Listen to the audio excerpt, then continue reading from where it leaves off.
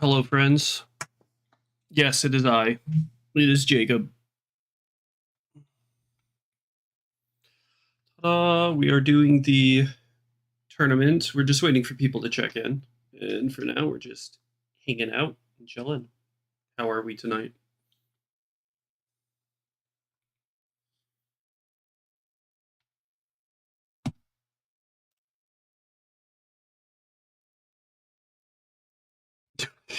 Of course, we start off with a band Big Bang Energy and Labyrinth. Thank you. Yeah, maybe we won't have to worry about those in set 5. We'll see. We will see.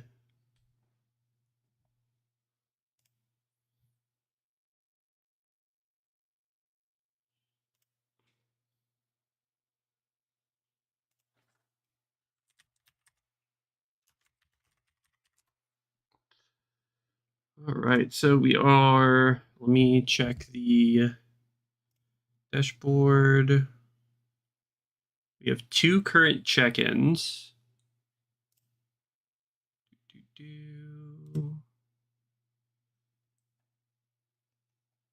I wish I knew how to do this better. Going.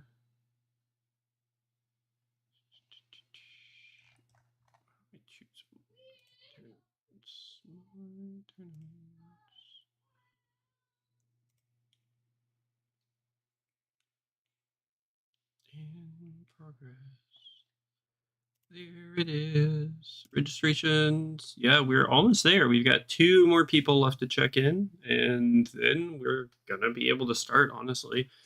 Got 1, 2, 3, 4, 5, 6, 7, 8 people. Not bad for a first tournament, but that came up really quickly. Super happy about that.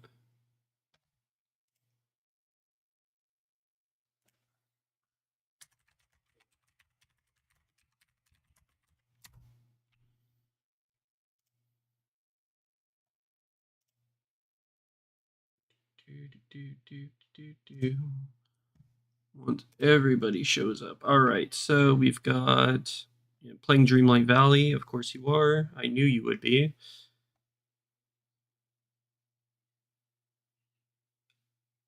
Yes, Sam, you can still join. It starts at 7:30. Basically, we're just kind of waiting for everybody to join in. It's starting at 7:30. Give me a second. I will get the tournament. Do you have the tournament link? Because if you need the tournament link,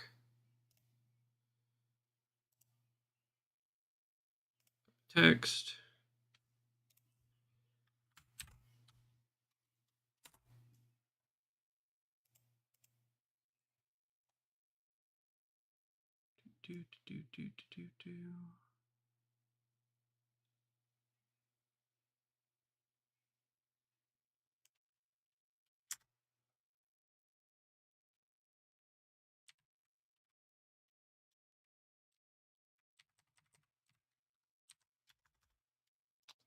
Man, I want just this. Copy text.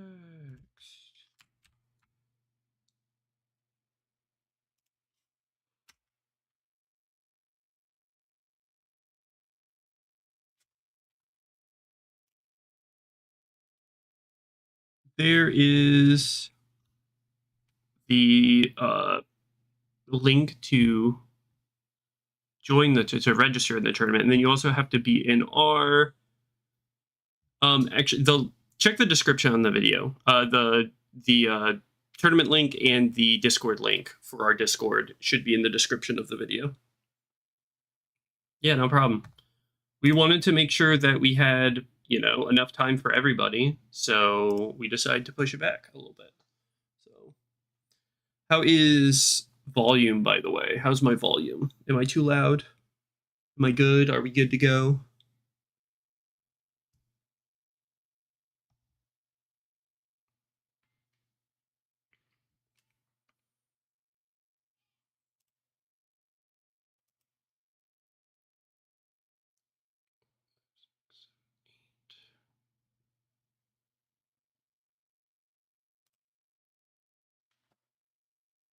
So, you know, just let me know. One notch high. All right, give me a second.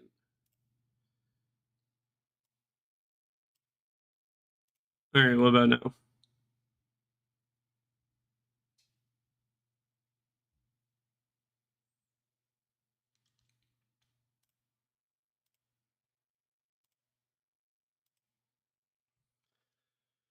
Well, if we're good, if volume's good, then yay, there we go. Yeah, I pushed it down just a little bit.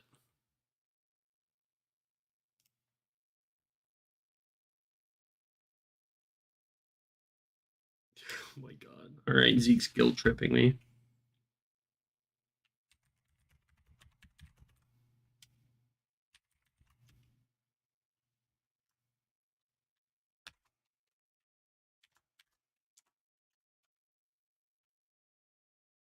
Oh shit, what up, man?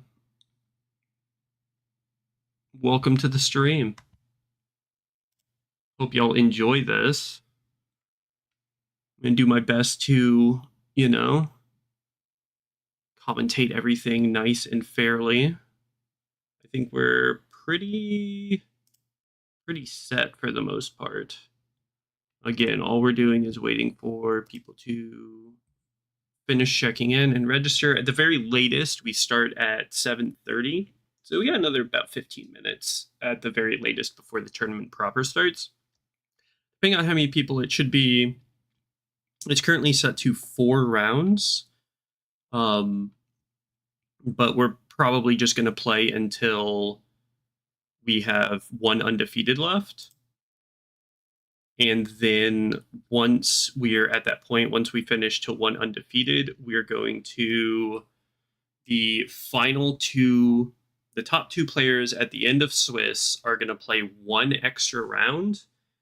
And that round, I'm going to cut it at the, take the live stream, cut it, and that's going to be uploaded as its own YouTube video. So make sure to, kick ass, take names, and make it to the top 2 at the end of Swiss, so you can play 1 final round and get full bragging rights winning on it, through a YouTube video.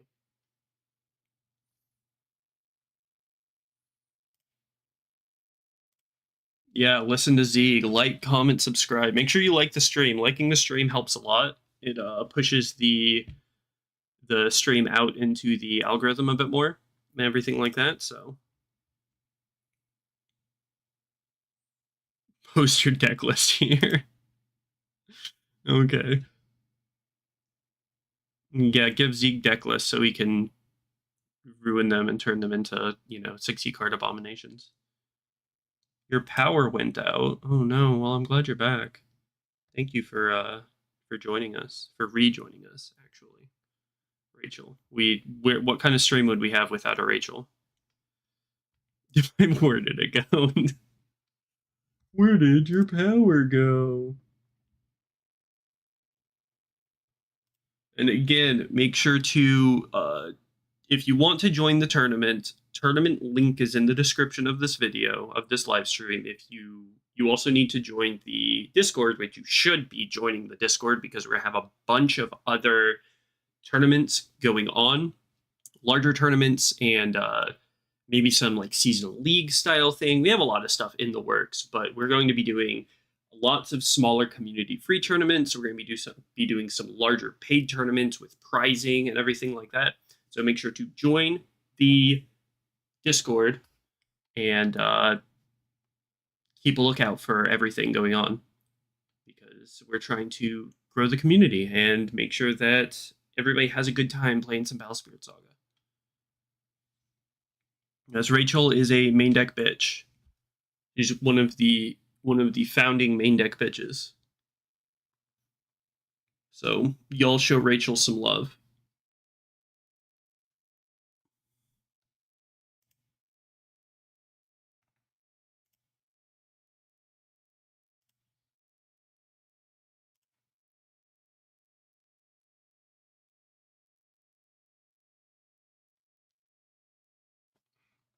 That stream link. Let me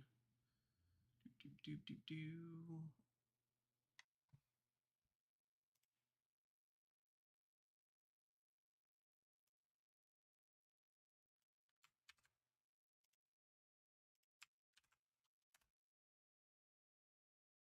Stream link posted. We got some people waiting in the game tables already, just chilling, saying, hey, we're here, ready to do things. All right, let me make sure my chat is doing okay.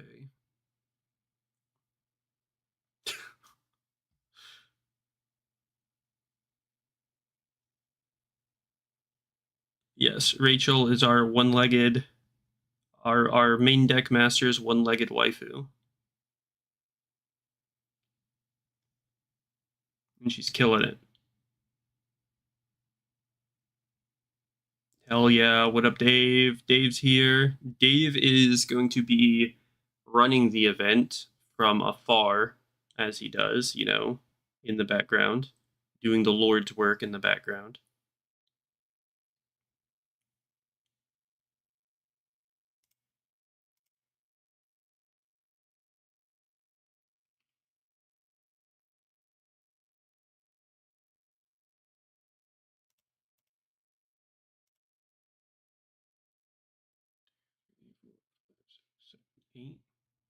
We've got 8 so far. I know a couple people are asking if they wanted to, if we could join. So make sure that you, like Sam Campos, make sure that you click on the link in the description so you can register for the tournament and get on up in here.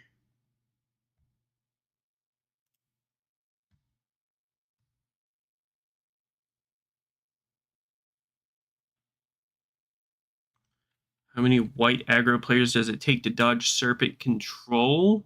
It takes exactly 1 that everybody beats up because nobody likes white aggro players. Just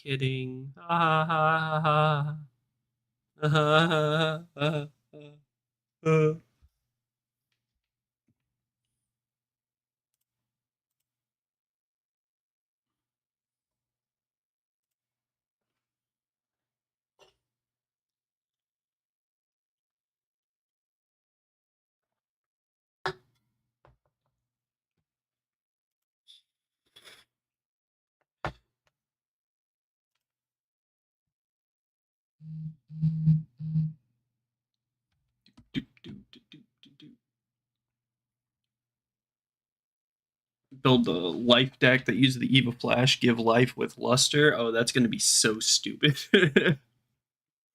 Heck yeah. Play the 6-drop mommy, the yellow 6-drop mommy. Get your life gain and everything like that. Use I Feel Warm and Fuzzy. So we're currently just waiting on Trilogy for everybody who is currently signed up to register or to check in. That's it. We're just waiting for a few people, you know. Not long, 8 minutes. What is going on with my phone?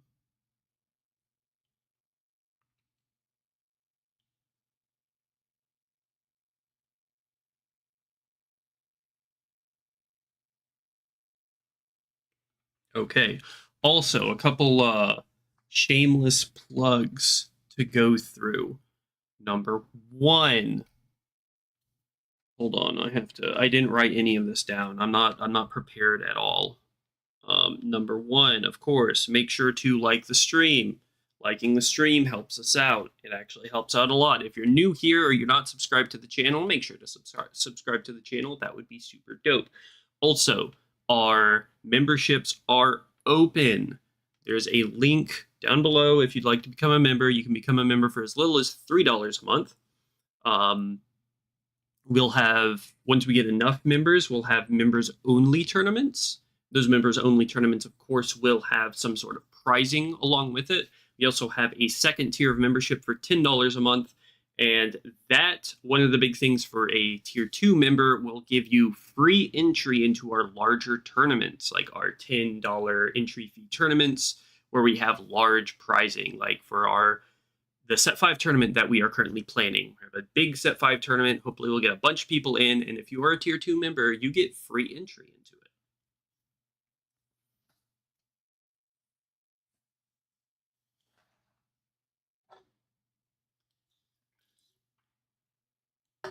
Mikey's here. What up, Mikey? Thanks for joining, homie. Mikey doesn't even play BSS. He just watches because he loves me.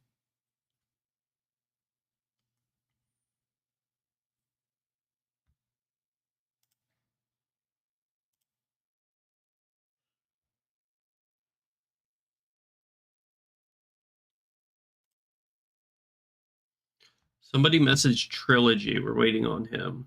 Where are you, Trilogy? Trilogy!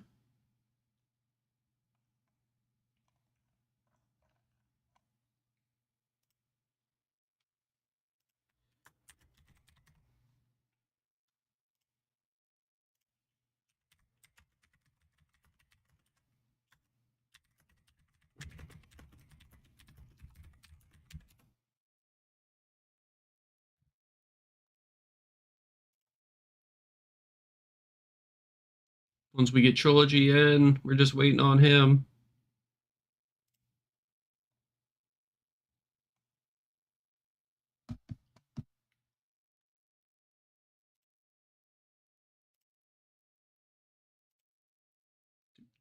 Do. All right, I'm going to be right back. I'm gonna get myself another drink and make sure these kids aren't burning down the house while I'm doing this. So I'll be right back. I will leave you with some Mozart.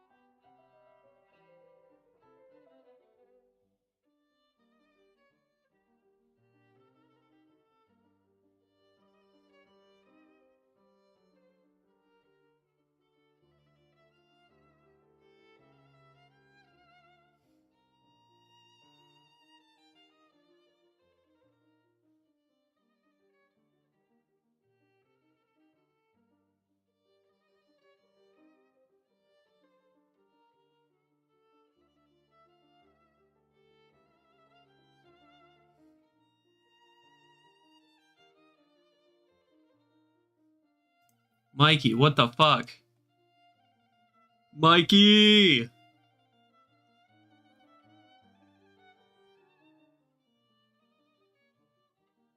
Holy crap. Mikey. Milky Mike with the 10 gifted memberships. My dude. My dude, you truly are the GOAT. I don't know what else to say. You're an absolute beast. Thank you so much. I owe you an absolute high energy handy next time you come visit. I'm looking you dead in the eyes when I say this.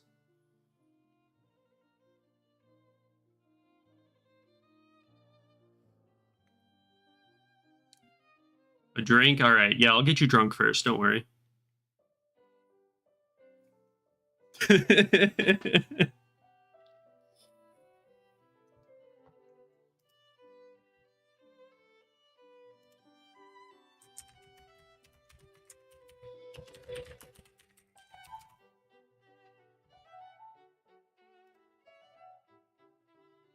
All right. So we are waiting on... Somebody said Trilogy is having a hard time. Somebody said something about Trilogy. He's having problems checking in with of course he is. Of course, what would it be? It wouldn't be an MDM community tournament without Trilogy having issues signing in and checking into one of our tournaments.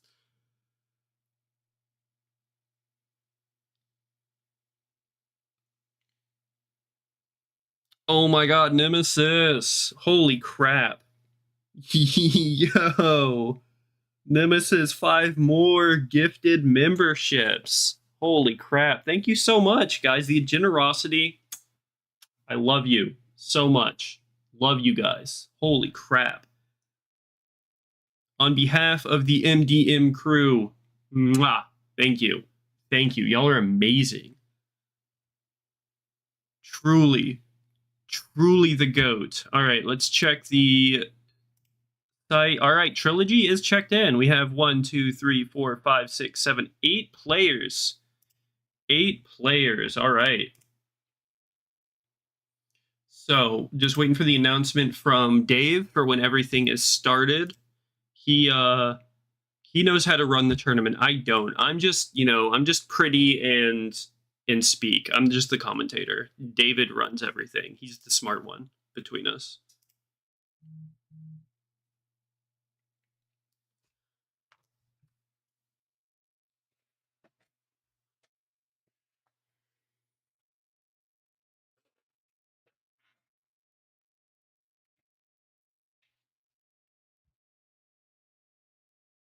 All right, we have an announcement. All right, we're ready. So we got Trilogy, Minnie. All right, everybody, round 1 is paired. Okay, so here's what I'm going to do. We are going to full screen this real quick.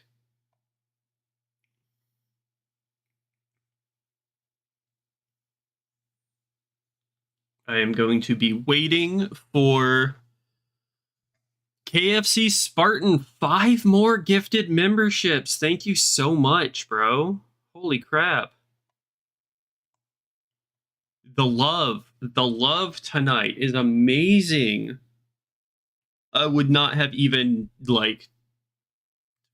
20 gifted memberships total out of here from, from Milky Mike, from Nemesis, and from KFC Spartan. You guys truly, truly are the GOAT. Holy crap. Rachel, welcome. Rachel, with the membership as well. Thank you, Rachel. Just, putting the money back into the pool. All right, so we are going to be starting. I'm going to be checking out Trilogy and Minnie. So here's what we're going to be doing. Going on in here, we are having ourselves. Get rid of non-video participants. Give me a moment while we set up.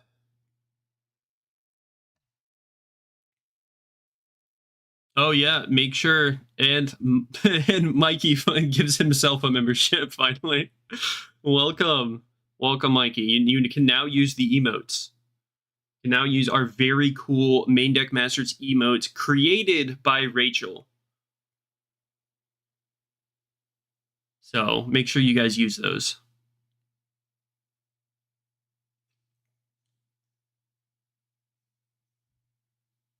All right, so we are in. Give me a second. Let me go into studio mode, remote fights. This needs to be screen. Should be good there. Should be good there. So we have Minnie and Trilogy. Just hold on while I do this.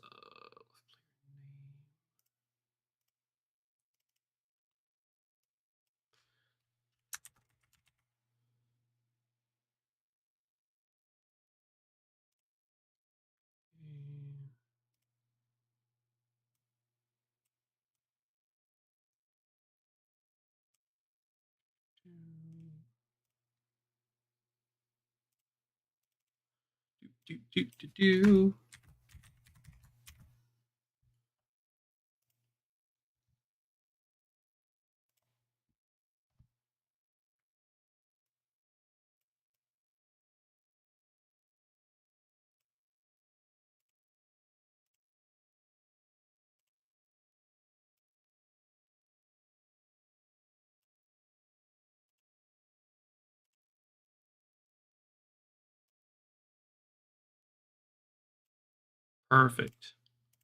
We are all set up right now. Okay, studio mode off. All right, boys, we're in. We're in on our very first match. We've got Minnie on the left, playing against Trilogy on the right.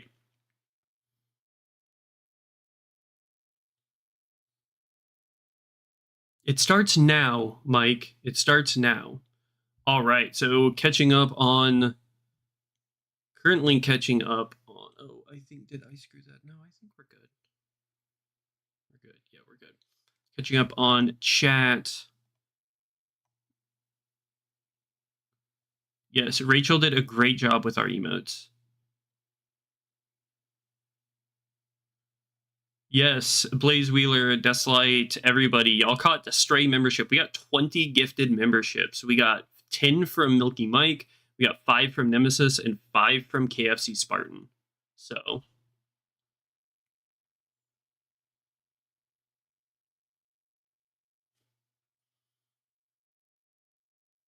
Anybody else going to Gen Con? I do believe Dave and Izzy might be going. So we'll see. Yeah, Dave. I think Dave is going to Gen Con. All right. I do not know what everybody is playing. Let's just put it out there. I don't know their decks. Deck lists are not open or anything like that. So, Dave, Kaylin, and Jose. That's like, okay, you need to definitely check out, if you're not following our Facebook page, check our Facebook page, MainDeck Masters Facebook page. The link to our MainDeck Masters Discord is in the description. Look out for, just all of our announcements, because we keep making announcements everywhere. All right, so let's see. Minnie started off with a Volcanic Canyon, so we may be seeing an Ira match from the beginning. This should be interesting. Oh, a Ruby Sanctuary. Okay, we got red versus red. That's going to be interesting. No, they can't hear me, Mike. They can't hear me, and I can't hear them. I'm deafened. So I'm just watching to see what's going on and commentating. Ruby Sanctuary by Trilogy. Set a burst. Both players have a burst in the burst zone currently. Let's see. We get a Sangari? What does that even do? That is a great question. Bring up BSSDB real quick. Holy crap.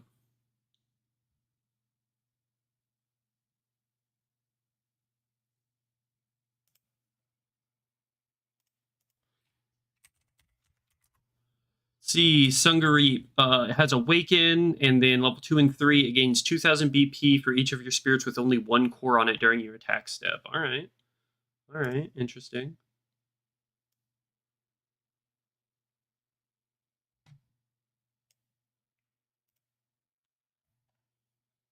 Now, we always be tweeting. Our Twitter, everything is in the description. Everything we need is in the description.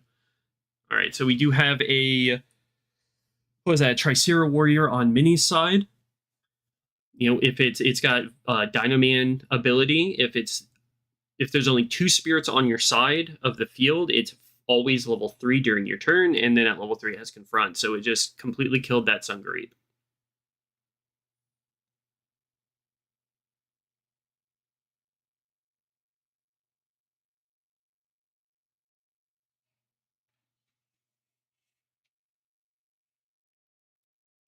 So I think, is there some confusion between the 2 players? We'll have to see.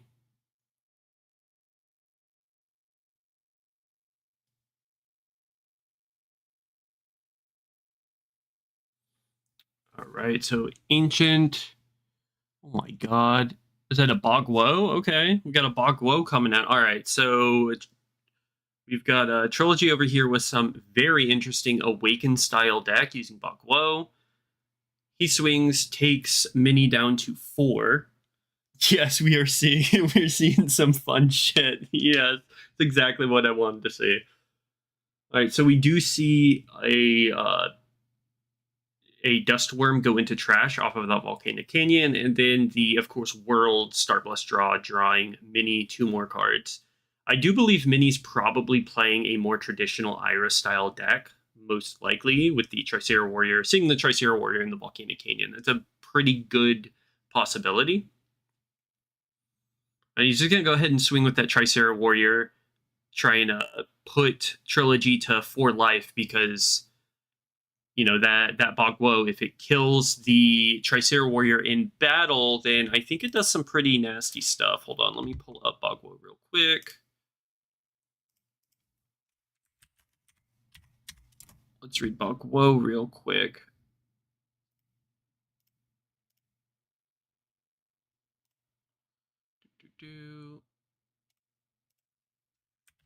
Bogwo.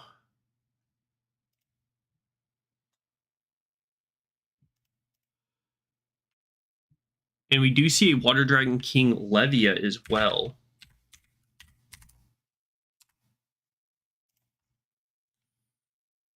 Yeah, so Bogwo, level 2, when one of your other spirits with Awaken destroys one of your opponent's spears via comparing BP, select one of their nexuses and destroy it. So gonna try and go in with that Bogwo and destroy the opponent's nexuses. And if, you know, everything has Awakened, then it should be a pretty interesting match here. And then we have, of course, Levia.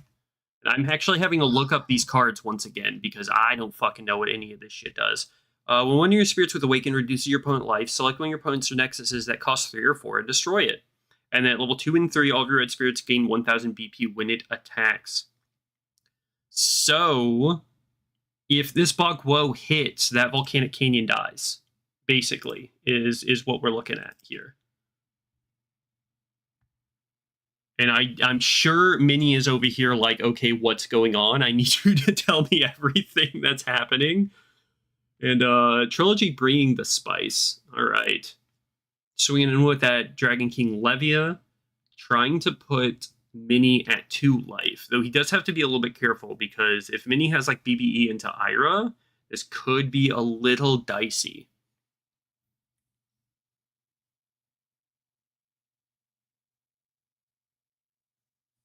So we're definitely going to have to see what happens here.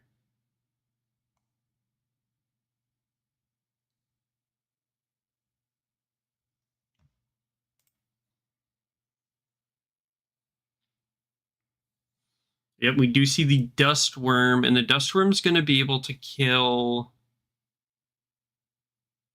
the Levia, I do believe. Yeah, the Levia is able to be destroyed, because the Bogwo is at 7k, and the Levia is only at like 4 or 5, something like that. Yeah, there's a good possibility that a Nova comes. The Soul Core was paid, so there's a very good possibility that a Nova comes out. And that Nova is going to come out for free. We do see the Starblast draw from Trilogy off that burst, because Dustworm came down with its Wind Summoned ability. We are going to pay 2 more to draw the 3rd and 4th card. So even if a Nova does come out to blow up the Bogwo, Trilogy was able... Yep, there it is. Oh, that's an Ira. Yep. So that's the Ira off the Dustworm. There's going to be 2 draws off of that Ira. And that swing, if he swings... Oh, and Andromeda killed the Ruby Sanctuary. So we are... There's absolutely no reduction for the... For Trill... Oh, yep, no, that's it. Trilogy had no answers in that hand. That's unfortunate. And bringing down the Rubius as well. And, you know, Minnie takes it with an Ira play. Yo, so much fun. Oh, so much fun. And Ira comes down. Go into 2. And Ira comes down and, you know, taking out the... Oh, great.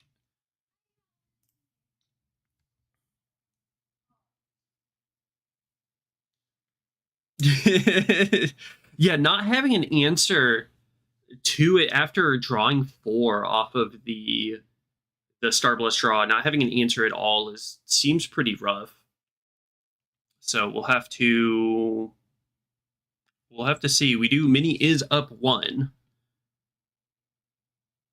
Is up 1-0 on Trilogy.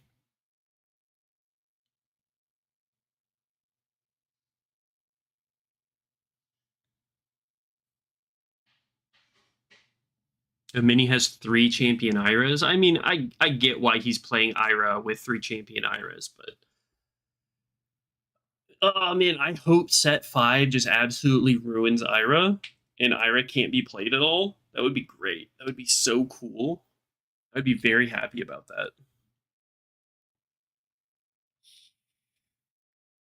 That would be the coolest thing ever.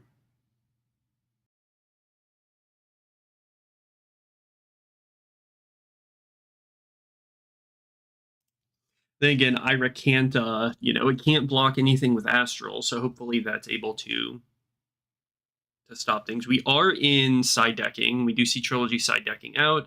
We do see the Asuka sleeves, very nice. Big fan of the Asuka sleeves. Big Bang needs to go. I agree, honestly. Big Bang can go. Slow the deck down a bit, because without Big Bang, he wouldn't have been able to do all of that. Just a gray into Ira, and that would have been basically the entire turn. So, you have a little bit of lag on Trilogy's side, but we're all good. So it was looking cool, Trilogy, blowing up Nexuses and using a cool Awaken strategy and everything. And then, of course, Minnie coming down with the tried and true pure Star Dragon Ira build. Go into 2 and then, shitting all over the opponent. Something nobody is sick of at this point.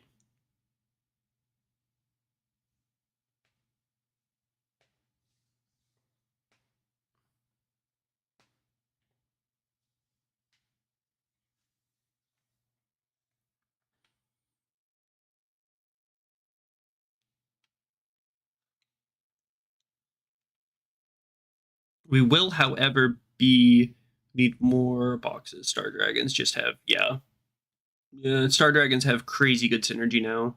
You remember when they were absolute dog shit in set 1? Boy, have the turns tabled. It does look like Trilogy is going to be starting us off, going first here in game 2. Starting with the Starblast draw. Very easy, simple play. Passing on over to Minnie. Well, at least now Trilogy knows for sure that Minnie is playing an Ira deck. Though with the Canyon into, double Starblast and stuff like that. It was a big... Oh, we do see the Ira, the champion Ira, with the, SBR, Ancient Draw, SBR, Deadly Balance. So we do know that one of the Deadly Balances are at the bottom, so that'll be okay. That'll be good for Trilogy, knowing that one of the Deadly Balances are at the bottom of the deck.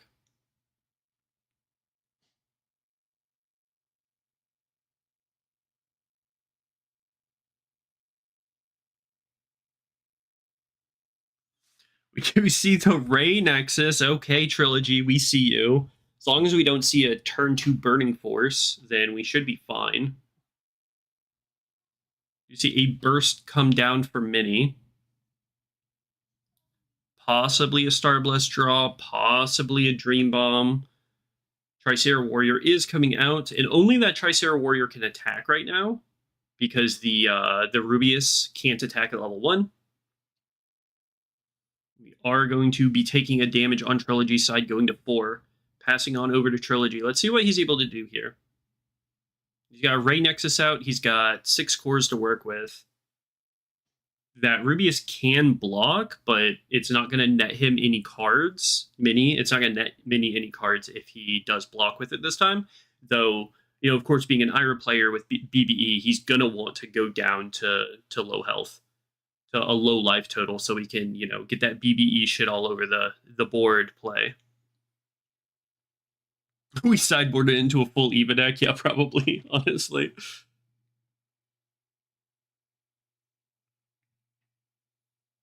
Let's see what Trilogy decides to do here. See, a payment of 2, possibly? He does have 7 cores to work with, so...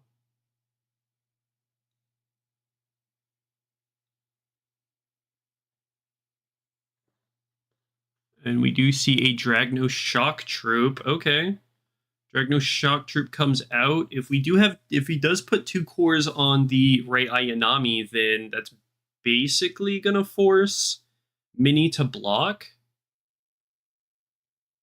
Dragno Shock Troop does have Awaken. I'm not sure how big it is at level 3 or at level 2. It's at level 2. But with that Rei Ayanami reunited, that Dragno Shock Troop does have Blessed since it has the Soul Core on it. So Minnie is going to take the damage going to 4, and that's going to proc Blessed, sending... Alright. Well, the Dream Bomb puts the Rei Ayanami reunited back into Trilogy's hand, but he does get the Blessed trigger, so that's important. He's back to 5.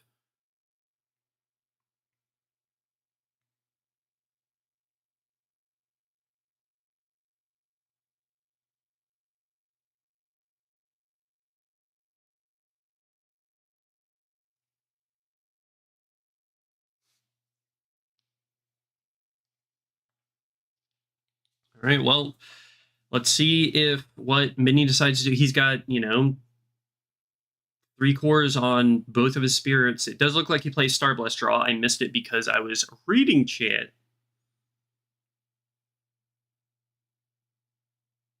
And just swings with the Rubius. That Tricera Warrior is a 5k right now, and the biggest that Dragno Shock Troop can get is 5k. So that Tricera Warrior will be able to block the Dragno Shock Troop if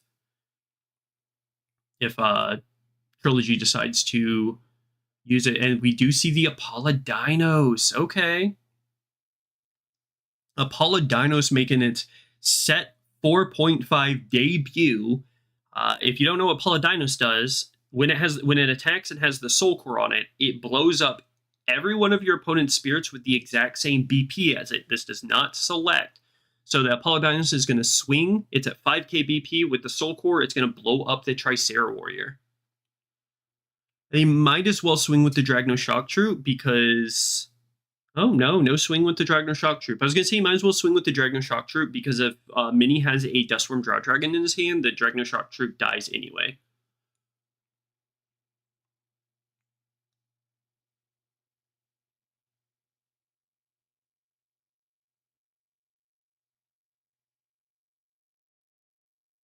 Dragonoids and Ancient Dragons, isn't there a Nexus for that? Most likely. We do see the Big Bang energy come out. Everything is going to cost 3.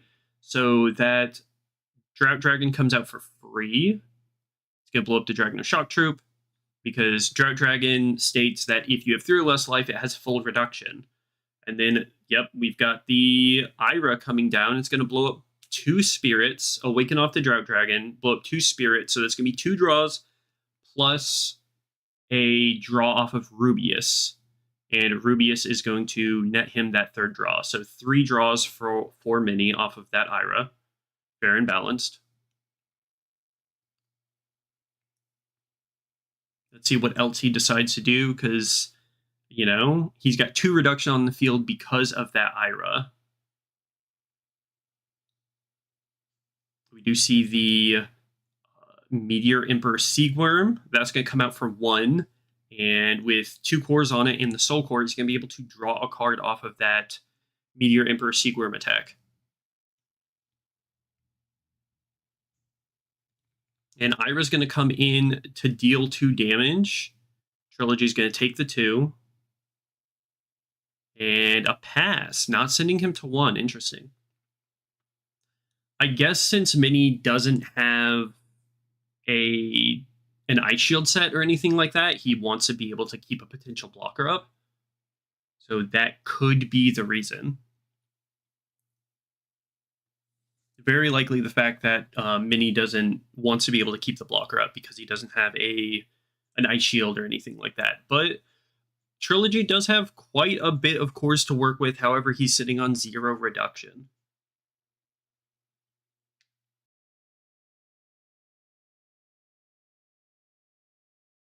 And there's a good chance that Minnie wants the Nova next turn. So, and he wants to be able to ascend it off of the Meteor Emperor Seaworm and not the Ira.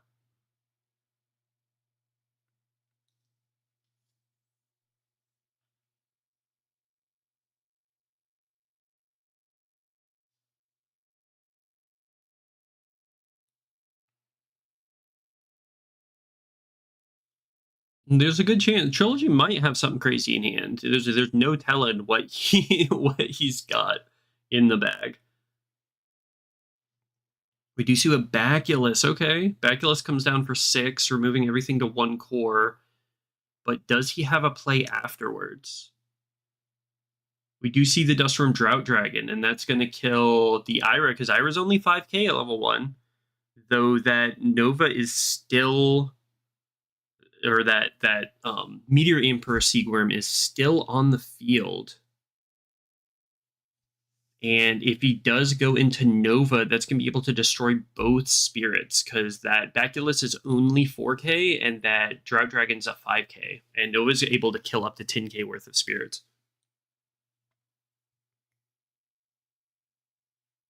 Oh, we're on the big screen at Casual Heroes Cards and Games. Shout out to Casual Heroes Cards and Games and Tim. Really dope dude.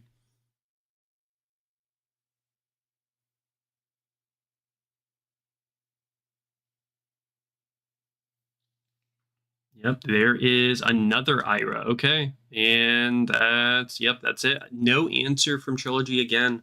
Into another Ira. And Ira takes it by doing Ira things.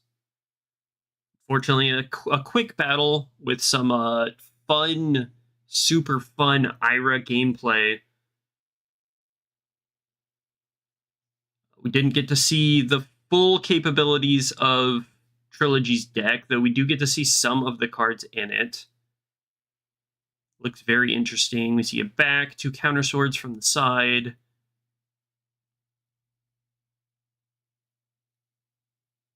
But, yep, that's it.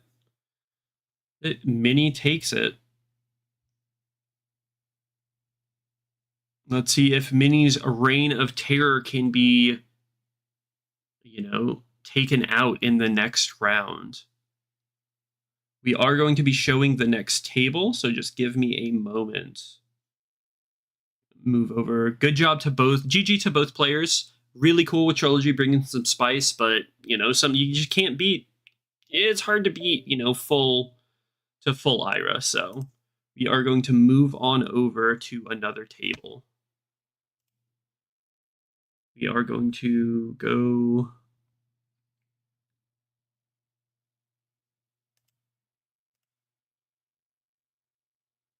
Move on over here. Participants. I'm going to have to fix this. Am I? I will have to fix this in a moment. Studio mode.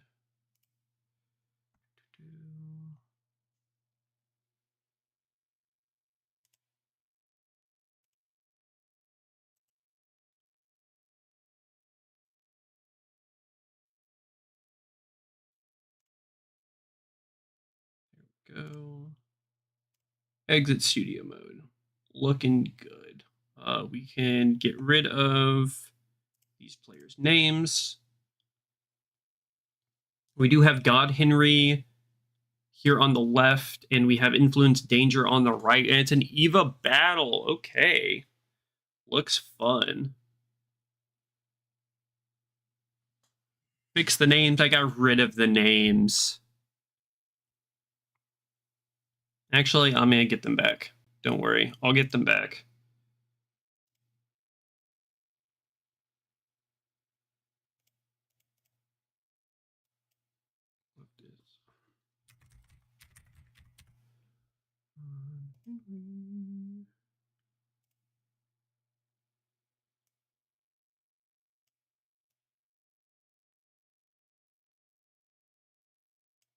Don't worry, guys. I'm a pro at this.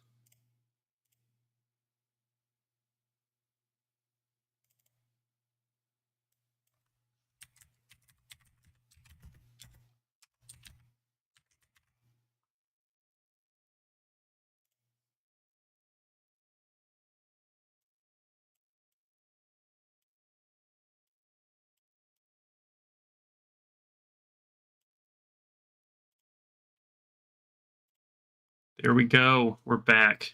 What is going on? We do see a second phase on on Influence Danger's side. We see an Accomplishing a Miracle. We see two. Oh boy, what are those? Are those the EVA 00s that protect your EVA 01s? We are swinging in hard. God Henry is at 2. Influence Danger is at 2 as well. So we do have a burst card set for God Henry.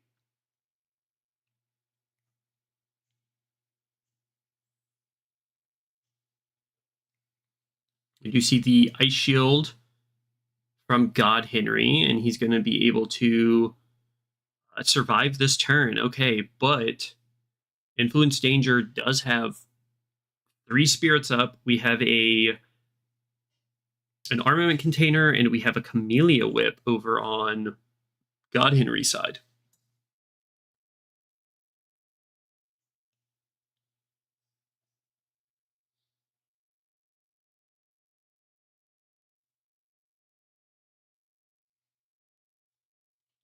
Let's see what we've got. So that Willa Nexus is doing Volcanic Canyon things. We do see so they've completed it, get discarded. And we do have another Camellia Whip coming out, probably putting 3 cores on it. All right.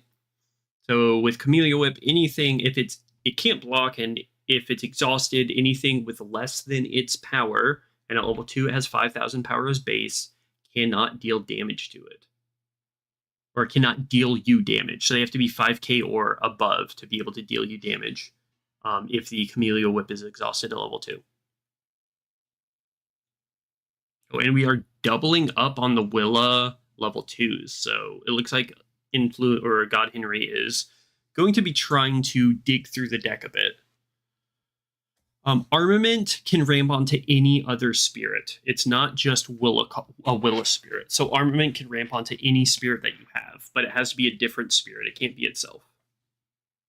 You see a block by the EVA 00. I do believe, is that the 5-cost EVA? That's interesting. Let me look this up real quick. Yellow EVA, that's 3. Yeah, I do believe that Evangelion Prototype 00, the one that's exhausted, the 5-cost, and with 2 yellow, 2 purple. When it attacks or blocks at level 2 and 3, select one of your opponent's spirits. It loses 2,000 BP during this turn. So you're blocking with the 3-cost Accomplishing a Miracle, it looks like. And this one, if it is destroyed, he'll reveal the top 3 cards of his deck and add 1 nerve card among the revealed cards to his hand and discard the remaining. So we are seeing that now. An Awakening, an Attack, and a Beldegor. It's good to see Beldegor in the drop. I'm assuming he's going to grab Awakening. No, he grabs Attack. All right. No, he's grabbing Awakening. Okay. Grabs the Awakening. An easy ascend there on Awakening. Especially alongside Accomplishing a Miracle. Accomplishing a Miracle brings something down to, bring something down to 1 core, and then EVA Attack can just snipe it.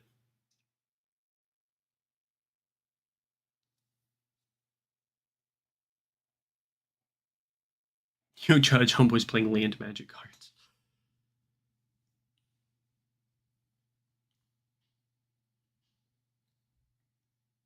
We do Swift in a Scope Owl. So that's Scope Owl on attack with the beam rifle. Go into 1. Oh my god, the armament container attacked. He did a beam rifle. We do see an You Won't Die, I Will Protect You come out for For Influence Danger, he's going to choose green, obviously, and that Scope Owl can't deal damage to him. Holy crap. What a play. What a play. That's dope. That was really cool. Very nice to see some, lesser played cards come out.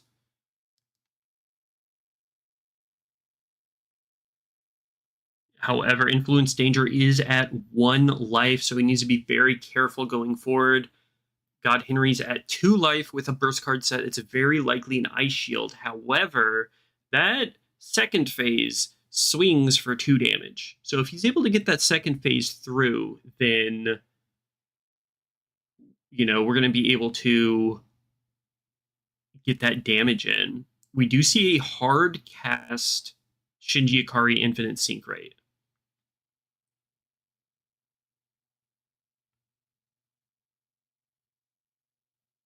And we do have Ray 5, Ray Ayanami Reunited at level 2, plus the Infinite Sync Rate at level 2. And I think that's the 3-cost Ray Nexus as well at level 2. So the Spirit with the Soul Core is going to have Blessed. So I don't know about putting the Soul Core on the second phase, because you're just going to kill him if you hit with the second phase anyway. So I would like to see the Soul Core on, like, Accomplishing a Miracle or something like that. That way, if he is able to deal with the second phase, then you can still swing in and get a Bless trigger.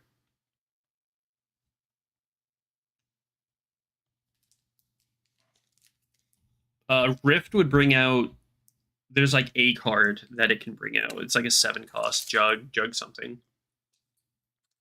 Jugmech. The second phase attacks, and I think that's game. Yeah, that looks like game. Second phase attacks, and God Henry didn't have an answer, so I'm not sure what game that is. But we do see a win by Influence Danger.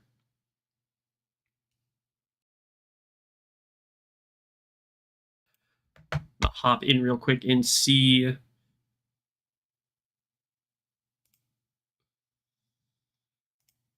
Hey guys, what game was that? That was game 1. That was game 1. Game 1? Okay, dope. Alright, that was just game 1. So we've got more games coming on, guys. Influence Danger was able to take game 1.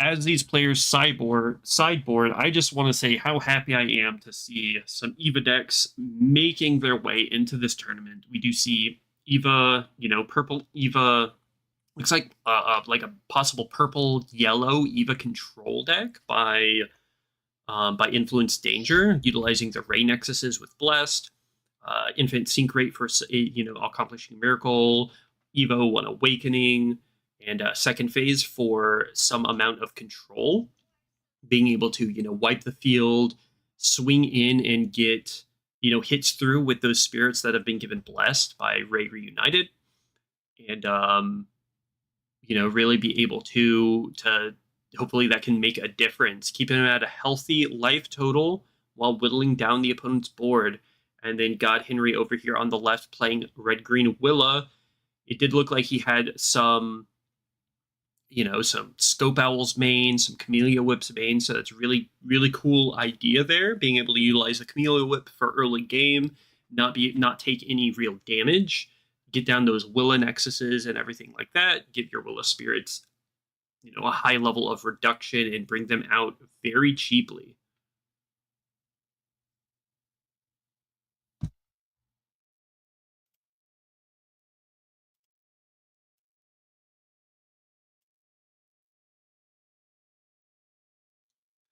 Thank you all for liking the stream. We got 15 viewers right now with 14 likes. So thank you so much. We are basically at the same likes as viewers. And if you have not hit the like button yet, if you're a new viewer just coming into the stream and you have not hit the like button yet, make sure to hit that like button. Here we go. We just got to 15 likes. Definitely check to see if you've hit that like button. Subscribe if you're not subscribed. Again, a huge shout out to Milky Mike, to Nemesis, and to KFC Spartan for those gifted subs or those gifted memberships. Thank you so much. And if you are a new member of the channel, make sure to spam those MDM emotes. We've got me here shooting lasers out of my eyes. Very nice. Dave staring at you as Dave does. Izzy laughing with his ramen noodle hair. James judging you. Oh, and the we did get one from Rachel. We got a membership from Rachel, and we got a membership from Mike, from Milky Mike themselves. Mike made himself a member, and Rachel made herself a member. Thank you so much, guys. Super cool of you all. Much love, and we're at 18 likes. Thank you so much.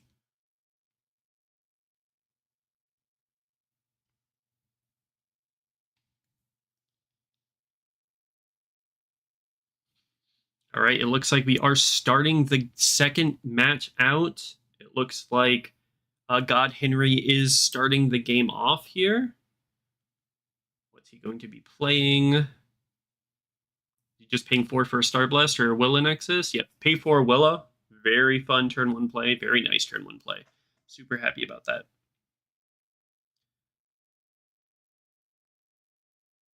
Can we do a hot tub? I mean, we can make it happen. We can make it happen. At you know, let's think about 1,000 subscribers. Maybe we'll do a hot tub stream.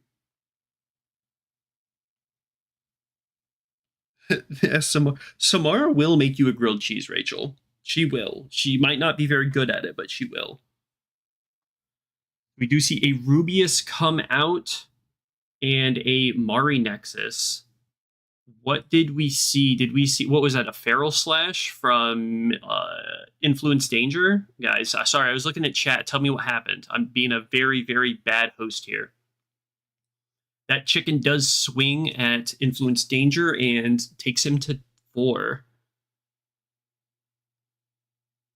Oh, that's an Oscar Nexus, my bad. Look, I saw the green on, whatever, bro. We do see an EVA 01 attack that is going to get the draw. Do we see a Infinite Sync Rate come out? We do not see an Infinite Sync Rate come out from that EVA 01 attack.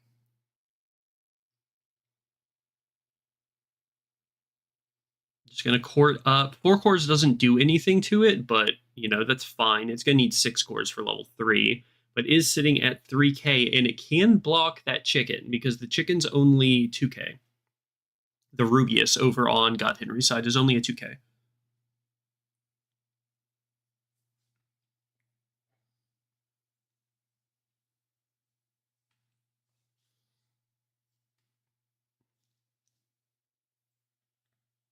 Let's see what God Henry does.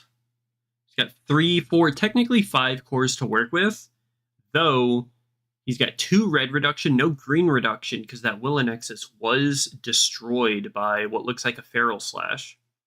We do have a Camellia Whip coming out, and the Camellia Whip is only going to be level 1. He doesn't have the cores to make both spirits level 2. So God Henry is choosing to prioritize the Fire Elemental Rubius at level 2 for that additional draw, which I think is probably a good play. He's just going to swing in with the, was it a 3k for that Camellia Whip? And no, it's a 4k actually, because it has the Soul Core on it, and the Oscar Nexus is going to give it an additional 1k. So the Evo 1k attack can't even trade with it. But taking the damage, flipping a Feral Slash, he has the 4 cores to pay, killing the chicken and killing the Oscar Nexus. What a play by Influence Danger. Being like, okay, you can swing with that Camellia Whip, deal me a damage. Influence Danger is at 3, not 4, and then the Beldegor comes out taking care of the Camellia Whip, and all of a sudden, this game has instantly turned around. Willa Nexus destroyed, Oscar Nexus destroyed, both spirits destroyed. And we are coming out with a 3-cost EVA 0/0. I do believe that is accomplishing a miracle. The 3-cost is accomplishing a miracle. Okay.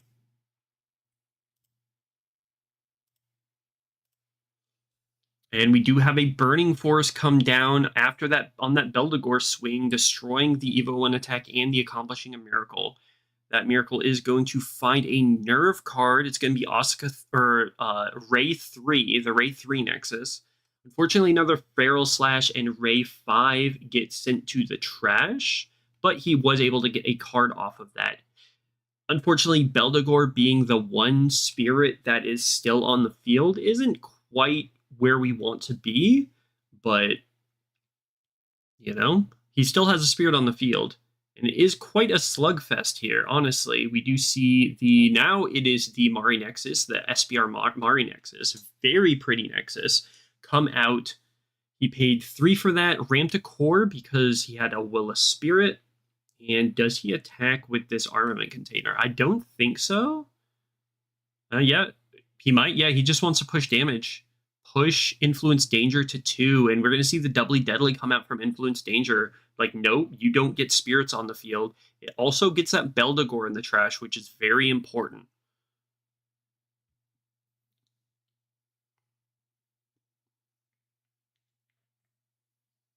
So we are basically starting over from the beginning. It looks like God Henry has 2 or 3 cores total, and we do see that Ray 3 come out. We're going to look at the top 3 for a Nerve Spirit. He's going to grab the Accomplishing a Miracle, the yellow Accomplishing a Miracle, trashing an Ice Shield and an EVA 01 attack. And then that Accomplishing a Miracle is going to come out for 2 because he does have the yellow reduction from the Ray Nexus. It looks like he's going to be paying an additional 3 cores for Rei Ayanami Reunited, and he does have 2 additional cores to put on that Rei Ayanami Reunite. Doesn't swing, okay. I would have put the 2 cores on the Rei Ayanami Reunited and just swung with the Blessed. 100% swung with the Blessed trigger. Just go back up to 4, what are you going to do? Though I think he wants that level... No, because the Accomplishing a Miracle, it's on Death Effect is level 1, 2, or 3, so there's no point... honestly, and not taking the cores off. I do feel like that's a misplay on Influence Danger's side. He probably should have put the 2 cores on Reunited and just hit that Blessed trigger and go back to 4. And we do see an 0208 come out.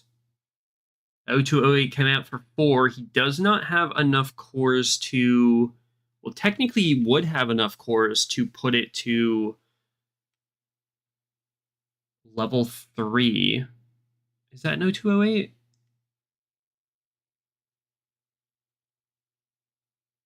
No, that's a 3-barreled Gatling gun. That's a 3-barreled Gatling gun that he came out.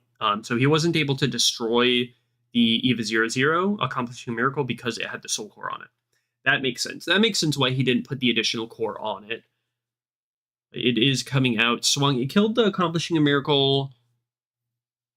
Getting a Nerve Spirit. Ooh, it looked like a nerve card. It looked like it was three yellow cards that Influence Danger was able to grab.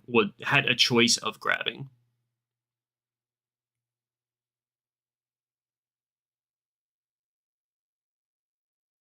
It's the combo card. Yeah, 3-barrel Gatling gun is a huge combo card. We do see Accomplishing a Miracle come out. Does that get an infinite sync rate onto the field? It does not look like it. You see another Ray 3. Ooh, bad hits. 2 Deadly Balance and an Ice Shield. That's 3 Ice Shields put into the trash by these cards. So I am not a huge fan of the the yellow nerve cards, the way that they trash things, but we do have a Blessed trigger here from Influence Danger going back to 4, so he is safe for now. But if we do see an 0208 come down, we might have some issues. That 0208 can come down for 3 because he's got nothing, just swinging with 3-barreled. But he's keeping cores in the reserve, which makes me think that we've got maybe a...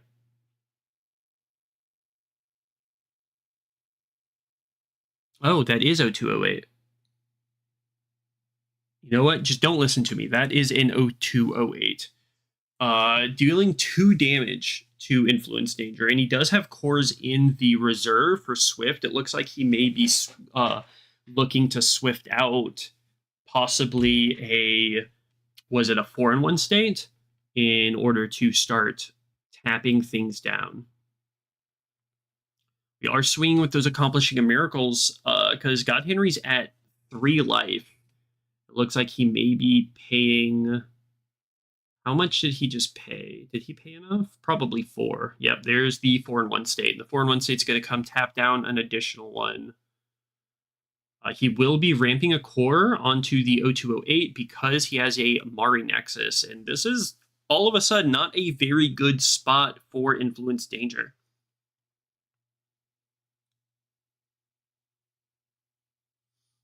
Yeah, 100% had the Swift at the ready. And he was able to guard with that 4-in-1 state, staying at 3 life, killing the Accomplishing a Miracle. However, that does bring out the Beldegor, and the Beldegor is going to be able to attack as well. Yeah, he might as well just swing with the Beldegor. Because if you don't swing with the Beldegor, then 0208 is just going to gain Confront and, you know, kill the Beldegor. Also, having the Soul Core on it gives it Blessed from Ray 5. So he is back at 3, so he does have some wiggle room here. Going from 2 to 3, now that 0208 won't just flat out kill him.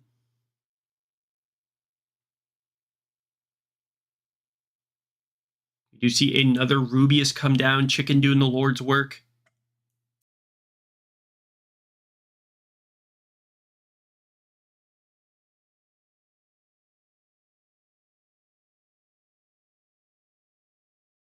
We are running low on time in the round, it looks like. It is 8:21 p.m.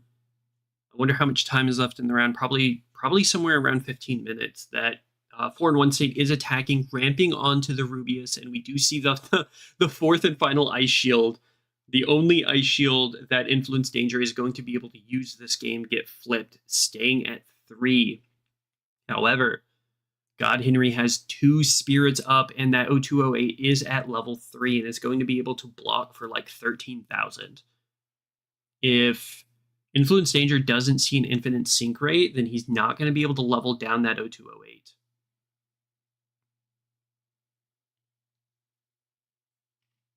You see an Evo 1 attack. Hopefully he draws into something that is going to benefit him. And then another Evo 1 attack, just drawing, looking for something, some sort of out.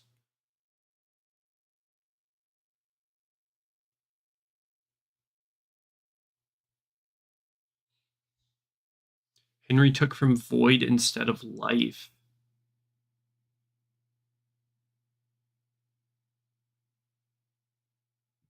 He didn't flip an Ice Shield, did he? Okay, give me 1 second. Let me hop in. Hey guys, real quick, okay, before you continue going, Henry, when you took that last Beldegor swing, you took it from Void and not Life. I think you should be at 2 life. Oh, did I really? Yeah. David said that. David went back and checked. You took it from Void. So yeah, Sorry about that. Yeah, you should be at 2 right now. Bad habit. Okay, my bad. You're good. You're good. Continue. All right, it's been fixed.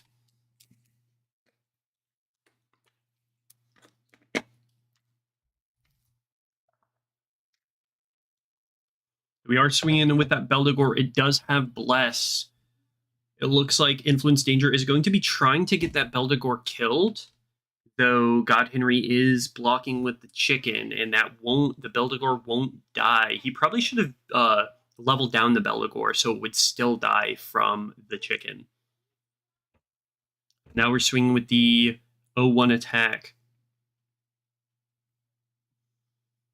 And that when that 0208 blocks and kills the 01 attack, Influence Danger is going to have to exhaust another one of his spirits. because of the Mari Nexus. I may have to come in with fair play. Should we come back in with fair play? Yeah, I think we should.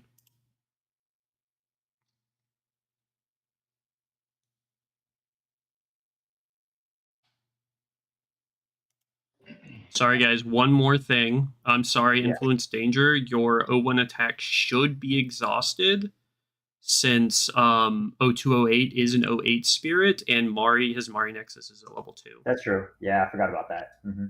Oh, does it work on defense? Yeah, it's an on defense. That's actually during your attack step. Yeah, it's during your attack step. Oh, okay. I actually didn't know that. All right, continue. All right, just exercising fair play here. We want to make sure that, these matches are, being played fairly. We do see the Chameleon Whip come down, and it is swinging. Let's see. Yeah, not trying to nitpick or anything, but that is it's a must. That is a must. It must happen. So, but that looks like it gives God Henry the win. No.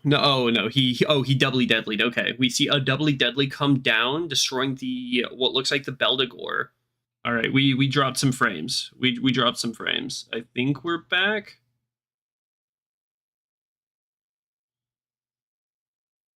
All right, we're back. Okay, we did drop some frames, but I think we're okay. We didn't see much. We just see a was it the 5-cost EVA 00 come out?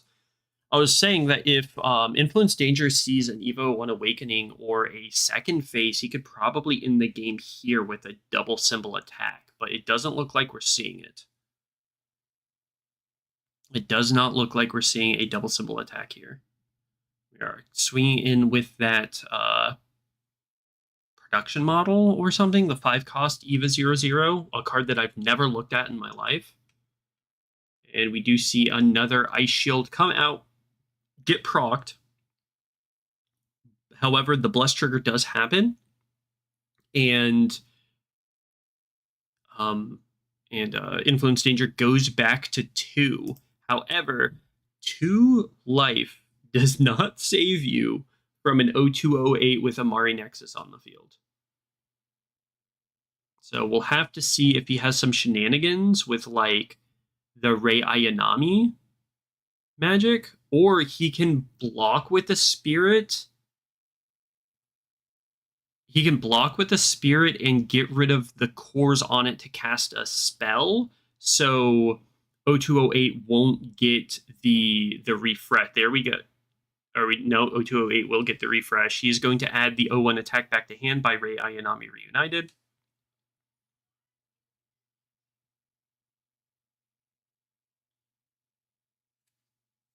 Yeah, I'd like to see him like block with the spirit and then rip all the cores off of it to cast a spell.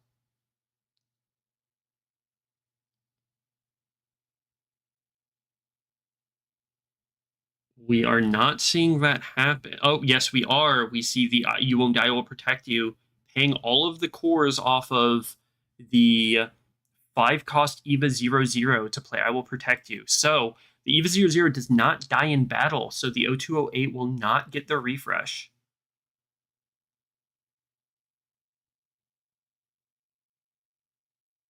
It should not get the refresh. Yeah, we see Influence Danger telling him that he paid all of the cores off of it, so it dies by self-destruction and not through BP comparison. So 0208 does not get the refresh. And he's sitting with 1 card in hand at 2 life. Can Influence Danger bring this back? All he needs is 1 spirit. There's the EVA 01 attack, being able to draw an additional card. And if that card in God Henry's hand is a 4-in-1 state or a Scope Owl, then he's going to need more spirits out. We do see a Dialogue with Father come out, and the Dialogue with Father is going to bring down the Infinite Sync Rate. That Infinite Sync Rate must have been drawn off of that EVA 01 attack. and then bringing down the dialogue with Father, allowing him to, bring out the infinite sync rate for free. The accomplishing a miracle is going to bring 0208 down to level 1. And dialogue with Father swings. He draws a card, gets that plus trigger, and then he goes through. He gets it there. It's not a swift card or anything like that in God Henry's hand, and Influence Danger is able to take it 2-0. It looks like. Well played to both players. That was a fun match. That was fun to watch.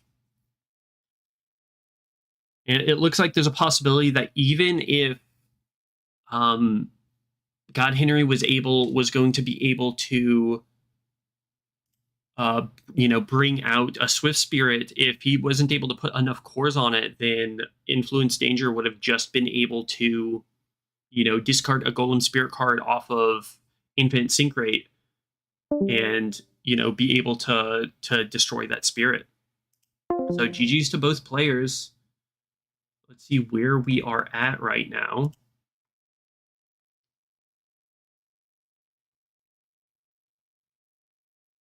We start at 7:35. It is 8:30, so we should be pretty much done with the round, I do believe. We do have 2 tables left, but I'm going to hold off on that for now. And we are just going to be hanging out. I think we should be. Dave, are we at time in the round? Let me message Dave.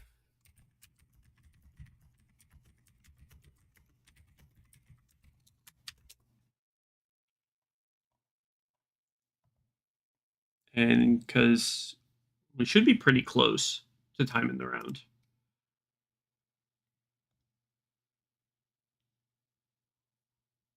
So we will have to see.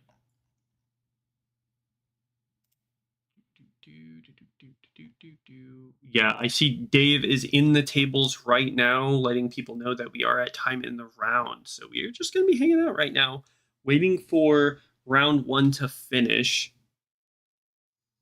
And let's go ahead and look at where we are. Scheduled standings right now. Waiting for round 1 to finish. Looking at standings. Let's see. So we do know that we had a win by Influence Danger. We had a win by Minnie. So we'll just have to look to see where Allan, Trill, Elixirs, and Nemesis stand after the end of this round, and we'll be able to go into round 2.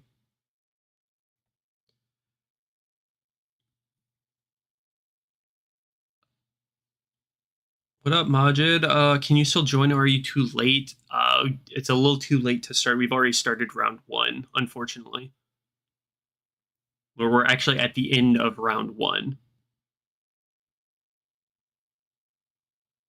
Unless David is allowing you to join, I think that's, and we have 1, 2, 3, 4, 5, 6, 7, 8 people in.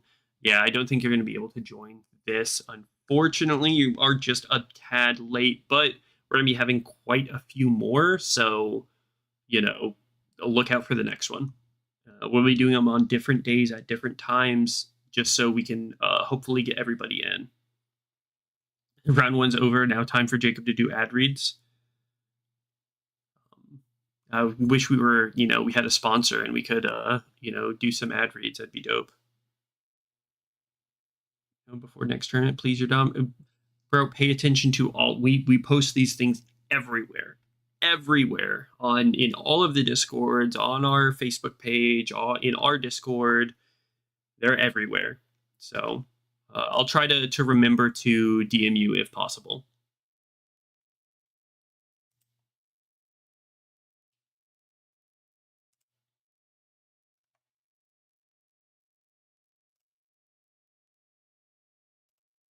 We are doing okay on the stream health and everything like that. So, which chat if you don't? Which chat? In the, you can sponsor these nuts. We do, yeah. Oh, yeah, perfect. Yeah, shop for MainDeck Masters on TCG Player. View our TCG Player store at MainDeck Masters. We have, we'll have cards from BSS, from One Piece, from Fusion World, because we all play different games. If you play those games, check out our store, MainDeck Masters on TCG Player. We are trying to undercut the market so you can buy our stuff. There you go. There's your ad read. Yes, we sell on TCG Player. Our store is MainDeck Masters.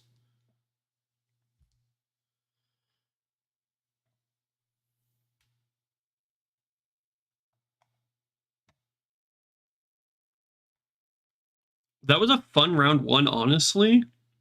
We got to see some really cool stuff. And here in round two, once round two is able to start, we are going to be able to hopefully see some more interesting stuff. Might watch Trill, might watch Allan, we might watch Nemesis next. We'll have to see.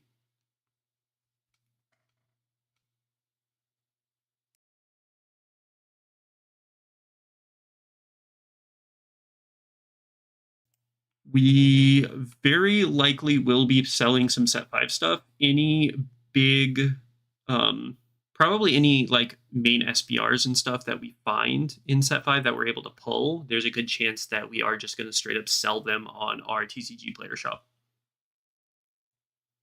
Yes, support MainDeck Masters so our wives can have chicken nuggets for dinner. Got to drop. All right, Bo, thank you for joining and having fun. Join us next time. Appreciate you coming through.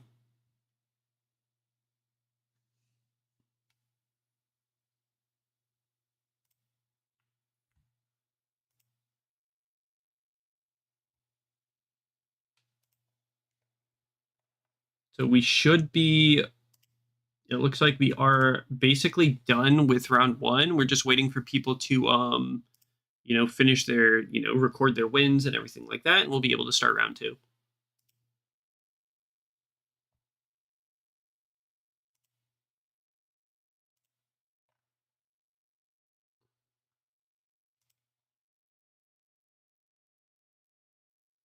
All right, we do have Influence Danger dropping out, unfortunately. After a win, dropping out. Thank you for coming by, Influence. Really, really glad you're able to, come in and have some fun with us.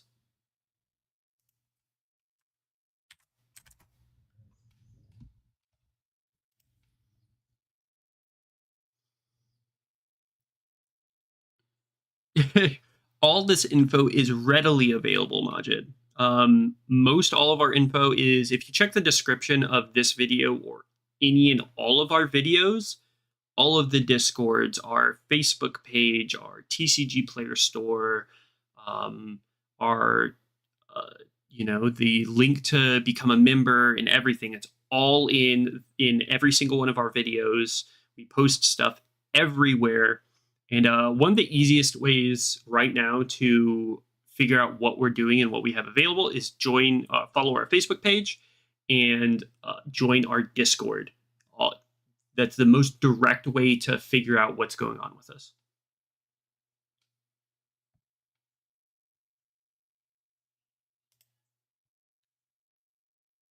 Hey, 19 likes on the stream. Thanks, guys. Appreciate you. If you're in here and you haven't liked the stream, like it. Make sure to like it. Subscribe if you're not subscribed.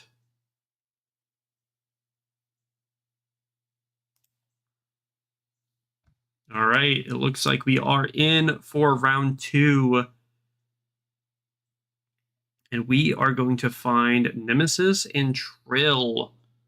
Give me one moment and we will be in here.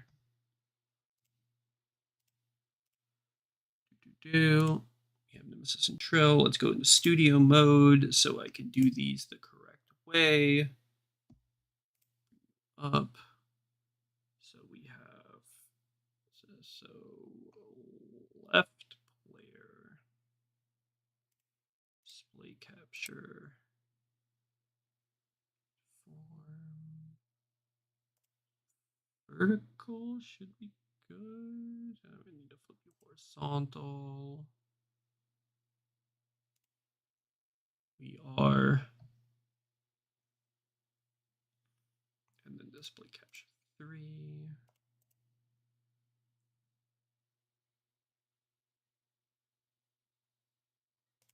Horizontal. Hey, we got it. Okay, we are in. Good there, and then we are going to get out of studio mode, and we can go on in to the remote fights. Don't look at these people's names yet. We'll get rid of them. We will go back into studio mode, change our player's name so you know who's playing. Side we have the Nemesis.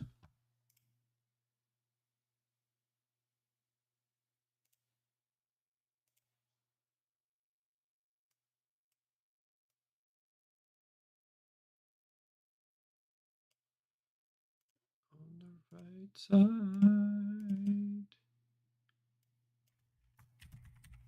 we have Trill.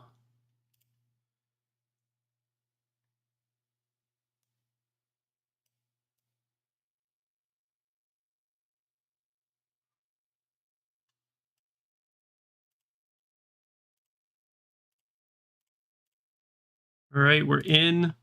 We are locked in, tabbed in. So here on the left side, we have Nemesis, and on the right side, we have Trill, and already starting off very strong, very quickly. Nemesis started with his Sacred Totem Poles, and Trill has an Amethystis and a Dragonaga Assassin. However, with one attack, that Sacred Totem Pole is going to exhaust one of the other spirits, since either of those attacks came from a level 3 or less. We do see the Evangelion production model unit 08, I think, that is Austrara. He's going to pay the soul core and ramp a core. We do see a God Slaying be bursted. And what does Godslaying Burst even do? It's been so long since I've seen what a Godslaying Burst even does. When summon your opponent's spirits that cost 2 or fewer cannot attack or block during this turn, you may then pay this card's cost to activate its flash effect. So basically that Godslaying did nothing. Whoops. But it'd be like that sometimes. Sometimes you burst a Godslaying and you accidentally screw yourself. And we do see an Infinity Mothership on Nemesis's side, so that's pretty cool. I do love the Infinity Mothership. You're going into attack mode or into the battle phase on Trill's side, and all the cores come back because of that Infinity Mothership. Assassin attacks, and he draws a card, and it looks like Nemesis just took it, going down to 3. We do see another Sacred Totem Pole come out for Nemesis. It's only going to cost 1. And then we get the Toki 5 coming out, only costing 2. No Hurricane Highlands to ramp off of that, but it does have Gale. So,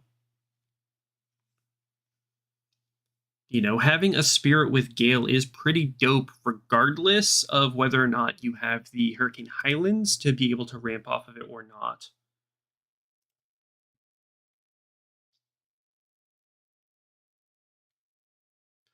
What are we doing? Get a link. I'm not.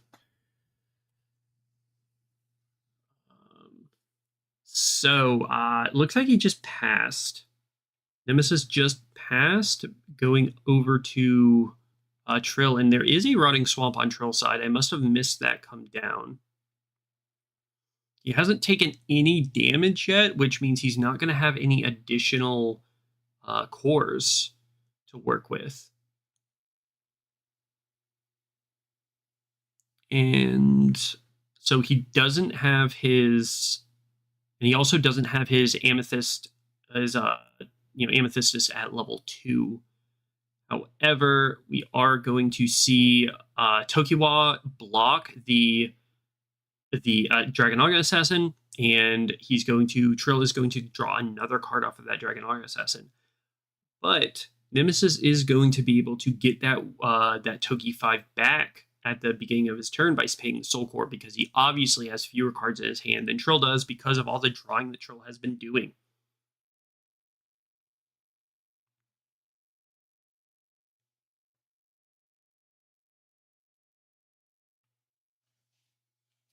See, we do see that Toki 5 come back down, and it's just going to keep coming down, keep being able to guard. You know, as long as you're playing against a purple player, your hand is going to be smaller than their hand. And a Rookie Ninja Sparrow does come down. He's paying the Soul Core for that Rookie Ninja Sparrow, so it does come down, you know, at refreshed is the word that I'm looking for. And it's just going to pass on over to Trill. And, you know, paying that Soul Core is no big deal because he does have that Infinity Mothership, getting the Soul Core back into his reserve. So he will, if he loses his Toki 5, he will be able to get it back. We do see an Amethyst Sanctuary come down for Trill. It's only going to cost 1 because he has the reduction for it. And then we see a Viper Dragon Hassan Falung come down. He is going to be able to swing into Exhausted Spirits with Serpent Spirits with that Hassan Falung. We'll just call it Viper Dragon from now on. But also its When Destroyed ability is going to be pretty cool, being able to rip, was it like 6 cores from a Refreshed Spirit, I do believe. It's like 6 or 3 or something like that. There's a big difference between 3 and 6, but it's a number of cores from a Refreshed Spirit.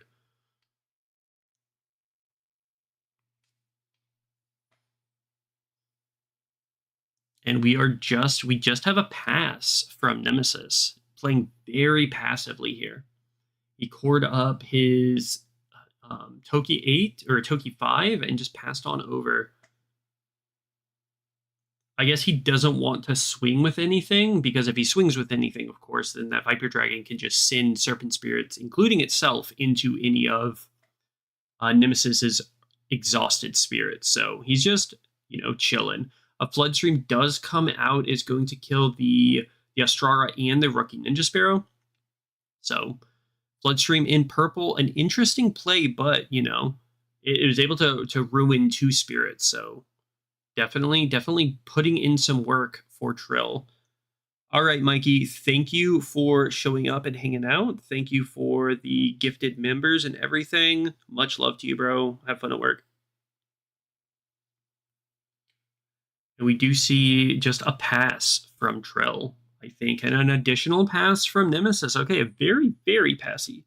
Are you fucking kidding me, Mikey? 20 more memberships? Holy crap. Okay. Mike just dip in with 20 additional gifted members. My dude, I'm about to VIP you, honestly. Like, everybody wave, say hi, give some love to Mikey. 30 gifted members in this stream alone. Holy shit. Mike, we love you. Huge shout out to Mike. Where we are seeing, we did see a plant trap off of the, it looks like a plant trap came off of the Ouroboros, because the Ouroboros came down and used its Wind Summoned effect to mill 3 and draw a card. That plant trap in burst, making him exhaust 2, basically Thorn Prison, and then paying the 3 to exhaust the final spirit.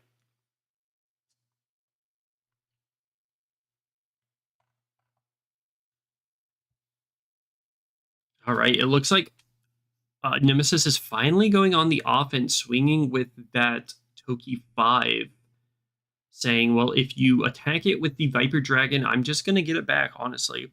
Mike is the honorary employee of the month. Mike is that dude. He is that guy. He is goated with the sauce. You heard it here first, folks. Milky Mike is goated with the sauce. All right, let's see what Trill does. He's paying 4, and we see, ooh, a Nemesis comes down. Love the Nemesis. Paying 4 off of that Nemesis.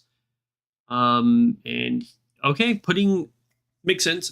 Putting the Nemesis up to level 2, so if he does need to like cast a Deadly Balance or something like that, then that Nemesis can end up killing another spirit.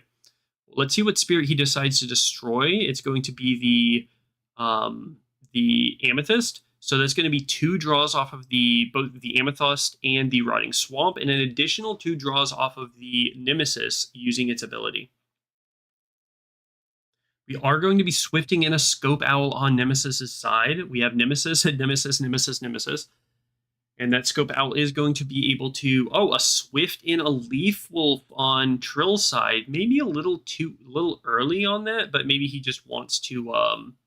There we go. He probably just wants to be able to exhaust that Leaf Wolf from that Scope Owl. And then a Ice Shield from hand by Nemesis.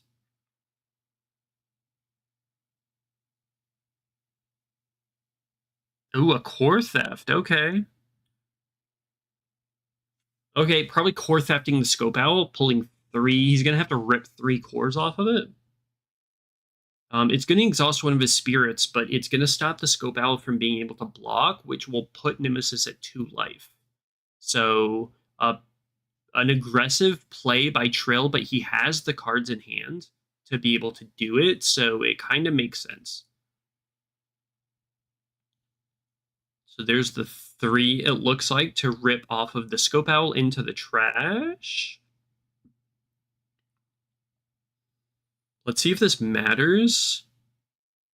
Because Nemesis did put them into his reserve. So let's see if this matters.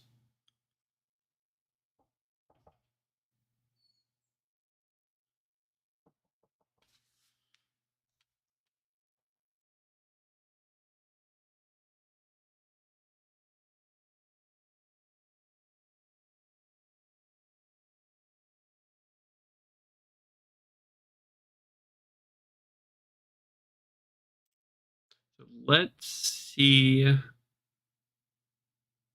Yeah, the cores. Okay, we do have a Feng Wong come out on Nemesis's turn, it looks like.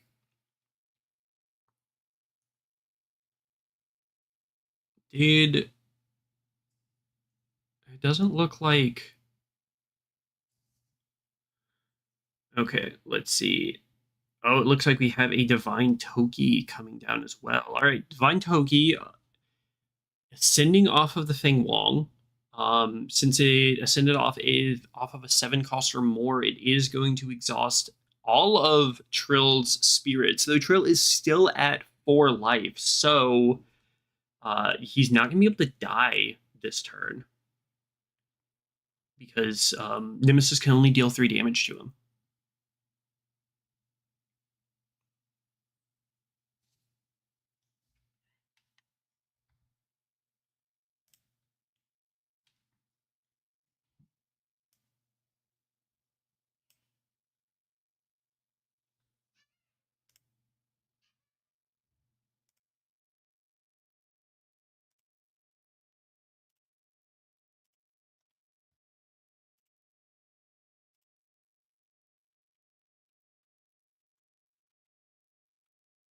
It looks like he decides not to attack, which is probably the good play here. Possibility that's the correct play. And we are going to swing with that Nemesis again, killing the Amethyst. And is he going to draw or remove cores? He's just going to draw 4 here. Okay. Now Nemesis is I do believe, an 8K at level 2. And that Toki 8 is going to be like an 11 or a 12K or some shit like that at level 2. So that Toki 8 can guard against that Nemesis. But we do see the Ice Shield from hand. And we see another Core Theft. Looks like we are going to rip 1 Hakuja, a Mirrorcaster or a Borsha, and then a Black Lance to rip all 4 cores off of Toki 8. And we do see a block from the Toki 5. And it looks like that Toki 5 is going to be destroyed. And Nemesis is going to stay at 3 HP, at 3 life.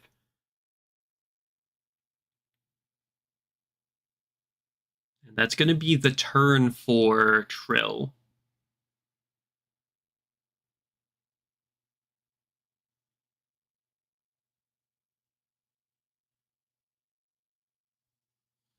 So let's see. We do get the Toki 5 back on Nemesis's end. So he's going to be able to play it, but he's only got one additional card in hand. So I'm not sure if this is a winning position. Yeah, it's just another Toki 5. This doesn't look like a very great position for Nemesis.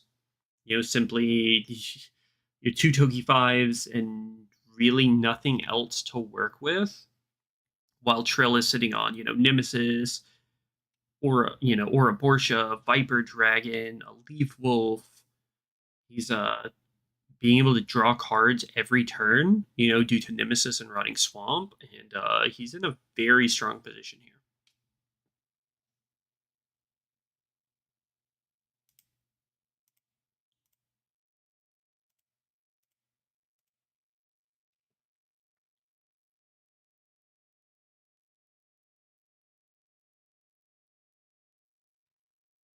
We do see a Shaznik. We see another Amethyst. 2 more purple elementals, and we this may be a scoop angle from Nemesis if ever I saw one. We are going to Aura Borsha, kill the Shaznik, it looks like. No, he's going to kill the Viper Dragon to remove cores. How many cores does Viper Dragon remove? Let me look. Let me see. Let's see how many cores Viper Dragon removes.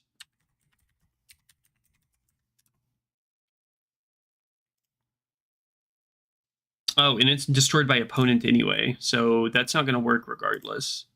So it when destroyed by opponent, so it's not going to. The deadly balance still works, but I think killing the Shaznik would have been the better play, simply because killing the Shaznik nets you even more draws, and taking care of the Viper Dragon doesn't really do anything for you here.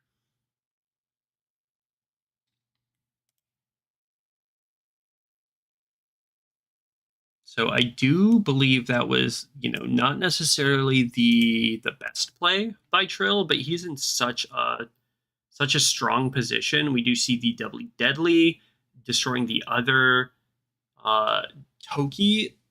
If he drew that off of, if he did draw that off of the Aura Borsha play, then that makes sense. Because if he didn't draw it off of the Aura Borsha play, then playing Aura Borsha and then doubly deadly doesn't really do much. We do see the Toki 5 come back for Nemesis, and I don't know, man. I don't know if this is even worth continuing. Personally, I would probably just scoop up, go to game 2, save some time.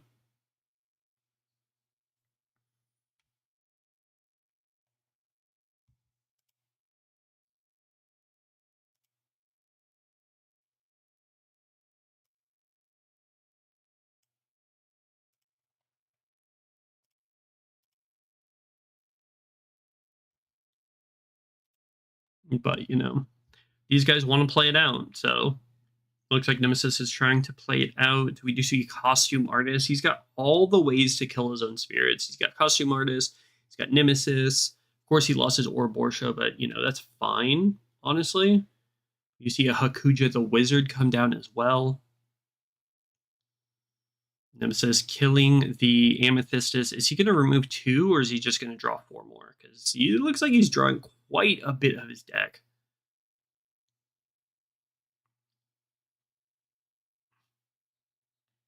We do get the block from Toki 8 or from Toki 5, and those are both at 8k, I think. Toki 5's at 8k, so you see a deadly. Okay, deadlying the Shaznik. Gonna get 2 draws off of the Shaznik, though he is missing the damage from Nemesis. However, it keeps his Nemesis alive, which, I think makes sense here. Wants to keep the Nemesis alive.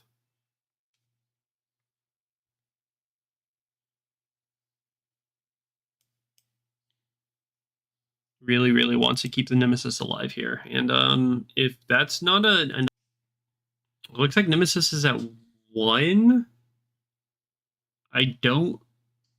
Did he Ice Shield from hand or something like that? I'm not entirely sure because, we dropped some frames, but, it is what it is, honestly. So.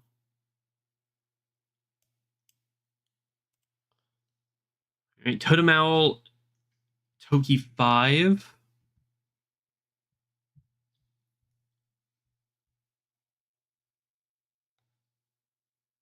Trill is tapped out, but he's still at 4 life. And, you know, not really in any danger. The only thing he's really in danger of is decking out. Yeah, I know we lost some frames, but we're okay. We are all right.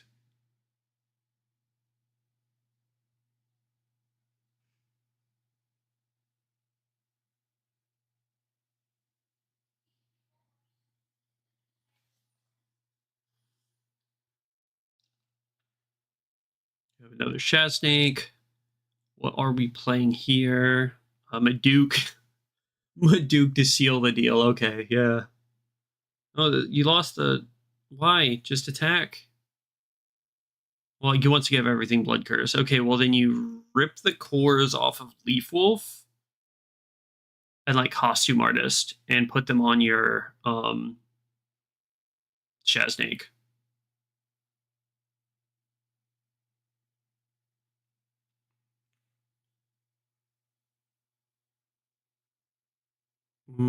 Not too sure of that play there, but you know, it'd be like that sometimes.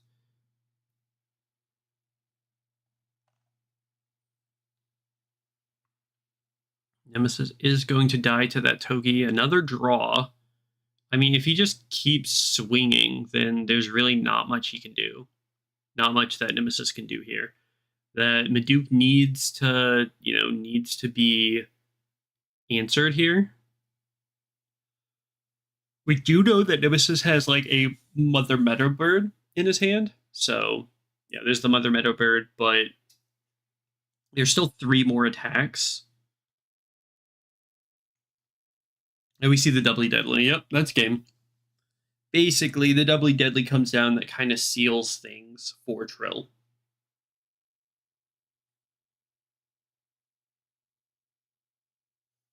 We're going to lose the Toki 5 and the Totem Owl. That Mother Meadowbird is going to be able to block, but like there's really... Oh, well, we have a Deadly Balance. Yeah, we have a Deadly Balance as well. Yep, that's going to be game for Trill. Trill takes game 1.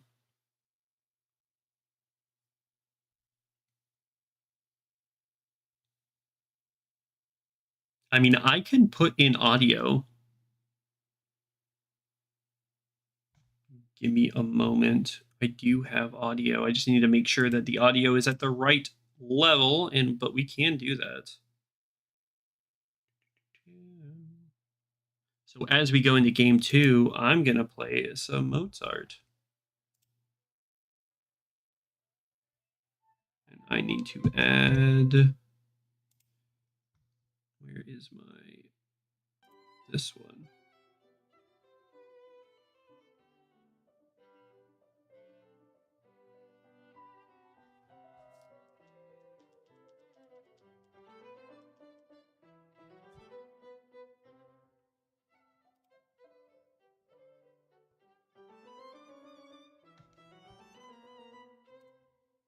You know, just let me know if that's good. I can always turn it up a little bit. So if the extra audio on the background is okay, then we're okay.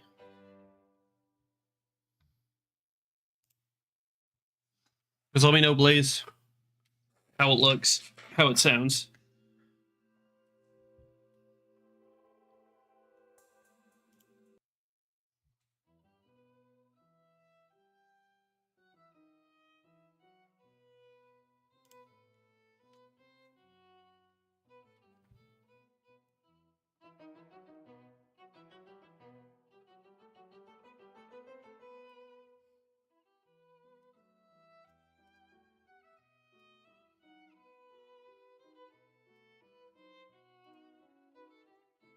So going into game 2, we have a Mother Meadowbird on Nemesis' side, and then we are going into a Rotting Swamp and an Amethyst Sanctuary, and then an Aglovale over here for Trill. So the Aglovale is, you know, coming in. It has Curse. It's going to draw a card when it dies. A pretty strong early game for... Honestly, a pretty strong early game for Trill.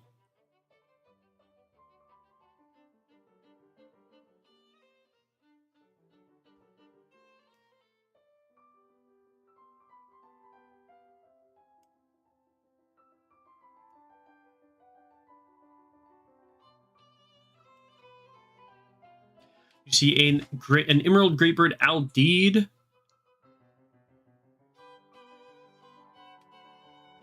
It's quite low, honestly. So maybe it'll pop up. But we do see an Emerald an Aldeed come down for Nemesis, and then a doubly deadly coming down for Trill, killing both of Nemesis's spirits and getting a draw off of that Aglavale. So purple doing purple things, honestly. Purple really, really doing its thing here.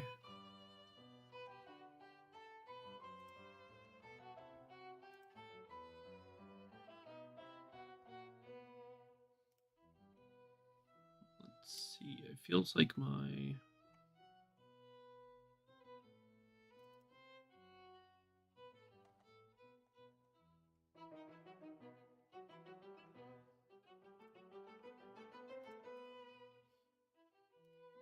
Looks like chat got a little screwed up. Is chat still moving for you guys? Because it's not showing that it is for me. But we'll have to see. Finally see a Hurricane Highlands for Nemesis. I bet he really, really wanted to see that last game. Chat is wonky. I may have to get rid of it and add it back. Just give me 1 minute for that.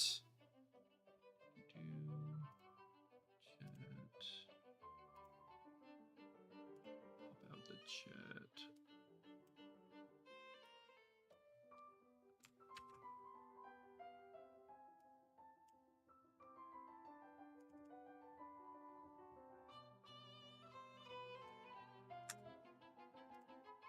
Get rid of chat real quick.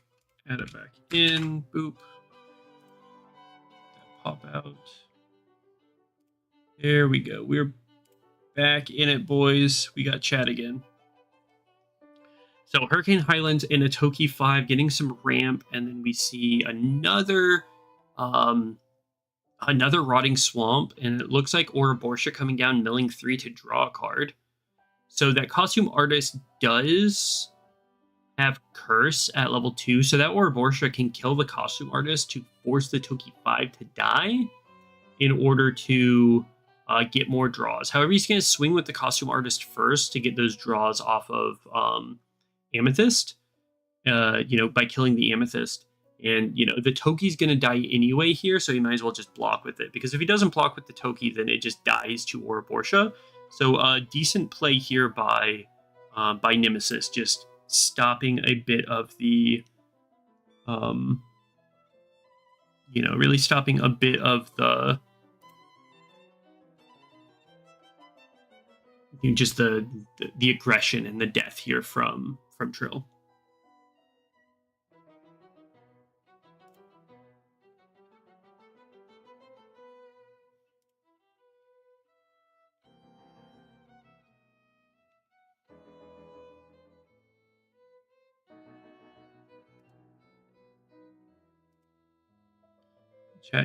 Chat's still being weird. That's funny. But can't think about it too much. We'll just get rid of it on here because it's deciding it wants to be funny. Mother Meadowbird for Nemesis. We have a whole bunch of stuff coming out for Trill. Core Theft, just ripping the cores off of Mother Meadowbird here. Trill being incredibly aggressive, though he has had quite a few draws to, be able to do all of these plays. And he's still sitting on a healthy hand size of like 7 or 8. So we got to see if Nemesis is going to be able to do, be able to come back into this. He is getting, he's getting ramp off of the Hurricane Highlands and everything, but we'll have to see if he's going to be able to take out Trill, because it looks like we see his hand, we see the Feng Wong in his hand, and the Toki 5. So it looks like he's trying to ramp up to get into Feng Wong or to get into Toki 8. So if he's able to play Feng Wong, get the ramp off of it, and then go into Toki 8, if he has another...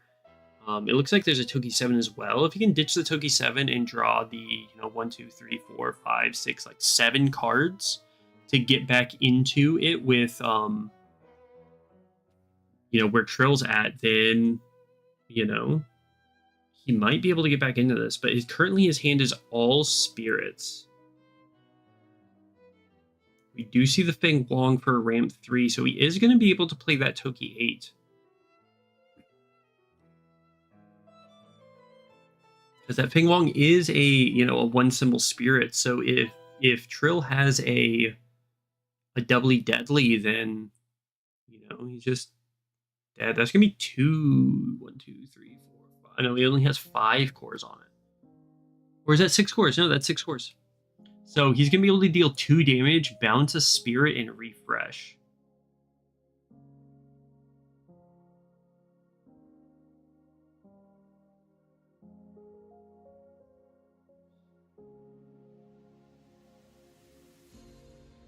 I do believe he's going to want to be bouncing the Ouroboros here. Yep.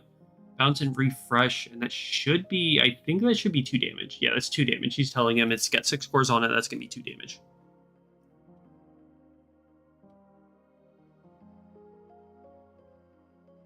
Swing again. We do see some, he's going to be playing something. An Ice Shield from hand. Okay. Ice Shield from hand, but that puts him down to 1 life. That is going to put him down to 1 life, so...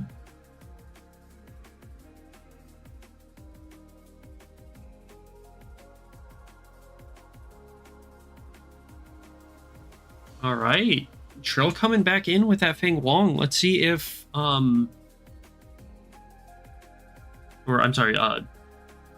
Nemesis coming in really strong, putting Trill down to 1 life. Let's see if Trill's able to do anything. We do see a Floodstream on the Toki 5. If we have Floodstream into Deadly Balance, it might be pretty... Yeah, Floodstream into Deadly Balance, take care of both of the spirits. Unfortunately, again, Nemesis is still at, is still at 2, but if Trill has an additional spirit, this might be it. We do see that Ouroboros come down. Is he going to mill to draw is the question. No mill to draw.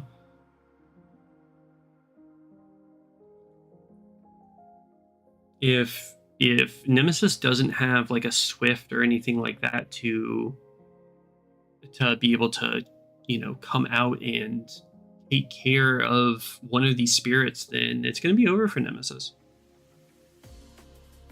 So let's see.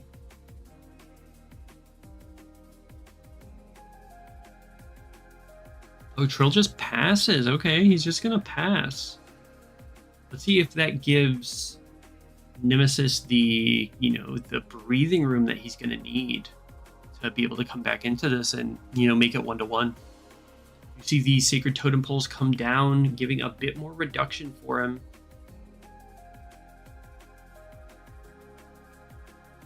I think 3 for the Shinobi Sage Udo. It does have Swift. Its when summoned will, I do believe, exhaust something if he has a spirit with Ascend. But we are going to ascend into the Toki 8 that should not exhaust everything.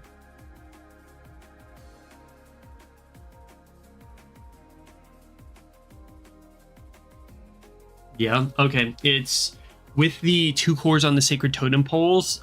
Trill shouldn't have exhausted his spirits, but with the 2 cores on the Sacred Totem Poles, even if Trill was able to flash in that Leaf Wolf and guard, the Sacred Totem Poles was going to burn him for life, burn him for that last life. So we are at 1-1 currently between Trill and Nemesis. So this is pretty cool. And we are sitting on, I don't know, a good 20 minutes left possibly of the round. So we are getting a game 3. I'm going to need to check. Yep, ye old piano roll. We're gonna have to go past that. Had that funny song in there, but we're we pass it into something else. So we're going into game 3. We've got, Divine Toki versus Purple Serpent Shenanigans, and let's see who's able to come out on top here at the end of this.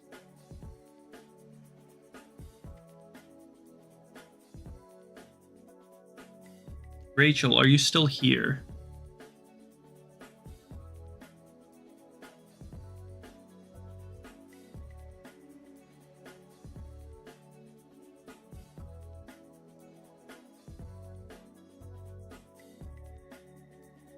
Calling Rachel. Are you still here, Rachel?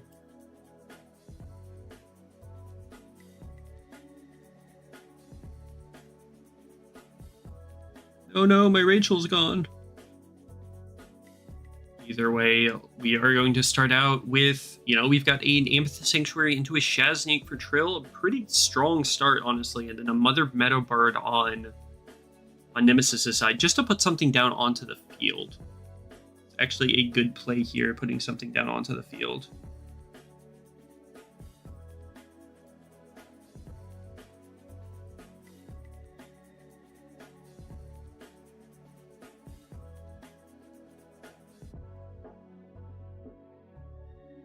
Alright, Amethyst and Shaznik. The Shaznik swinging with Curse because it's level 2. And then we are going to get a Deadly Balance, destroying the Amethyst and the Mother Meadowbird. He's going to draw a card off of that. It's going to put Nemesis down to 4 life.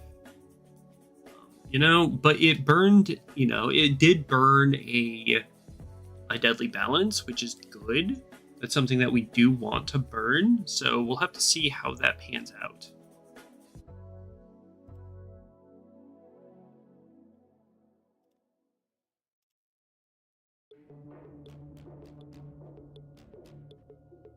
Just a burst card and pass for Nemesis. He doesn't want anything on the field to be destroyed from like another Deadly or a Core Theft or something like that.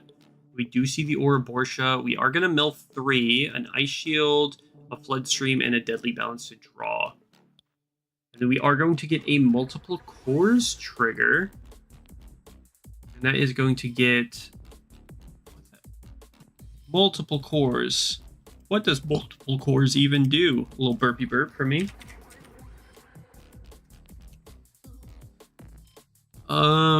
It's going to exhaust a spirit, and then you can place a core from the void onto one of your spirits. However, we don't currently have a spirit to put a core from the void onto. So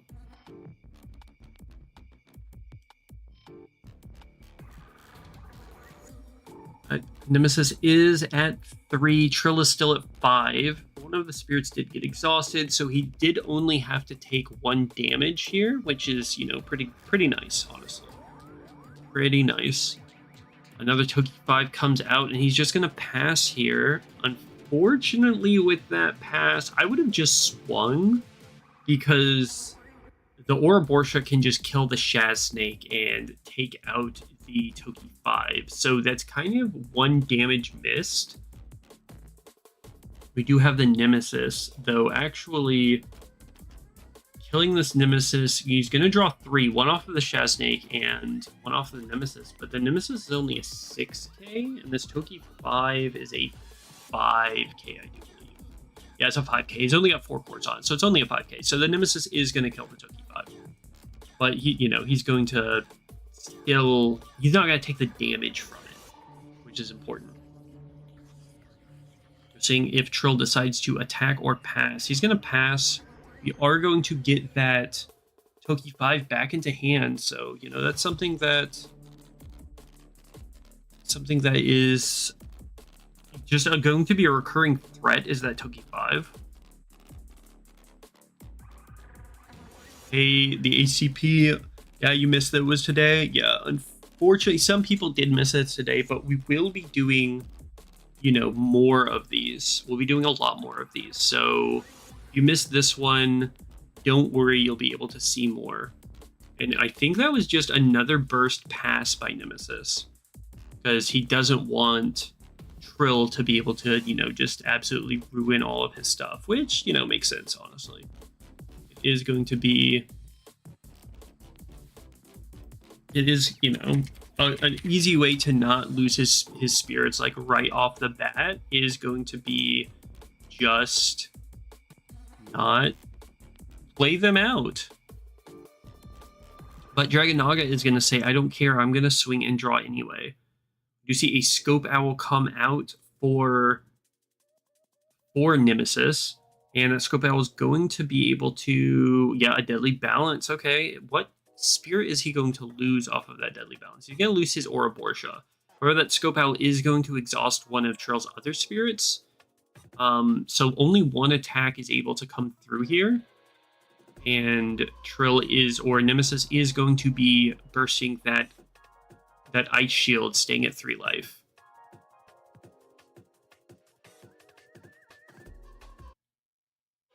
So, see, we do see the Infinity Mothership come out for Nemesis. It's going to be able to, you know, bring all of his cores from the trash into his reserve as Trill, you know, between Trill, at Trill's attack step. I can speak. I know how to commentate. But we're just passing. He's not going to be losing any spirits here. He doesn't want to lose anything. He's probably just got a bunch of Swift spirits in hand. And he's like, I'm just going to Swift a bunch of things out and block you until he finds what he needs to find, like Hurricane Highlands into Toki 5 to start ramping to get into Feng Wong and Toki 8.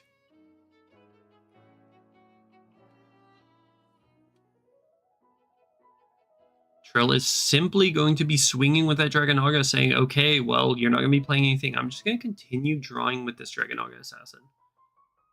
You see that core refresh on Nemesis side? He's just going to take it.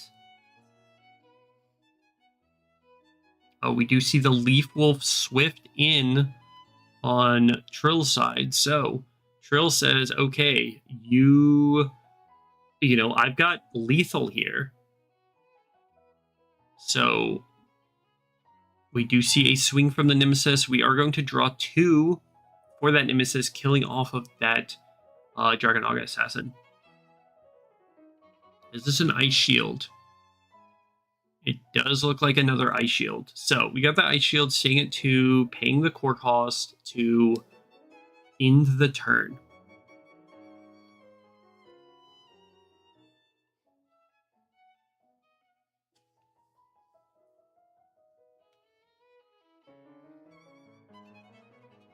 So let's see what Nemesis is going to be able to do. It is 1-1, so, you know, we've got... everything's on the line here for them, trying to figure out who's going to be first, who's going to, you know, come out on top with a win.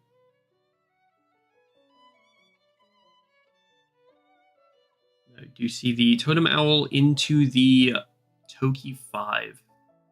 Just putting things on the board at this point, because I don't think he has an Ice Shield or anything like that. So keeping stuff on the board. Ooh, I don't know about putting that Totem Owl to 2 cores, because putting that Totem Owl to 2 cores means that Nemesis can just straight up kill it.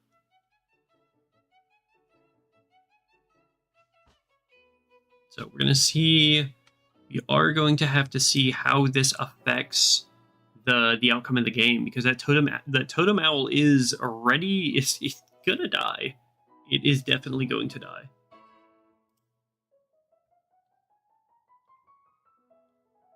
See a core theft in main. That's interesting. I don't really know about that core theft in main here, because he could have just, you know, killed his Aglavale off of Nemesis and removed 2 cores from the Totem Owl.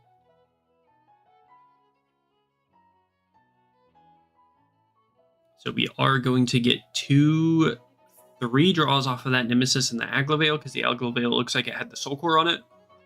And then a doubly deadly to kill the Toki 5, and that would put Nemesis at 1 life. Yeah, Nemesis is at 1 life. He's down to 1. So Oh no, we'll have to see. Trill is still at 5 here. Trill has taken no damage here. Absolutely just absolutely dominating this match and controlling the game.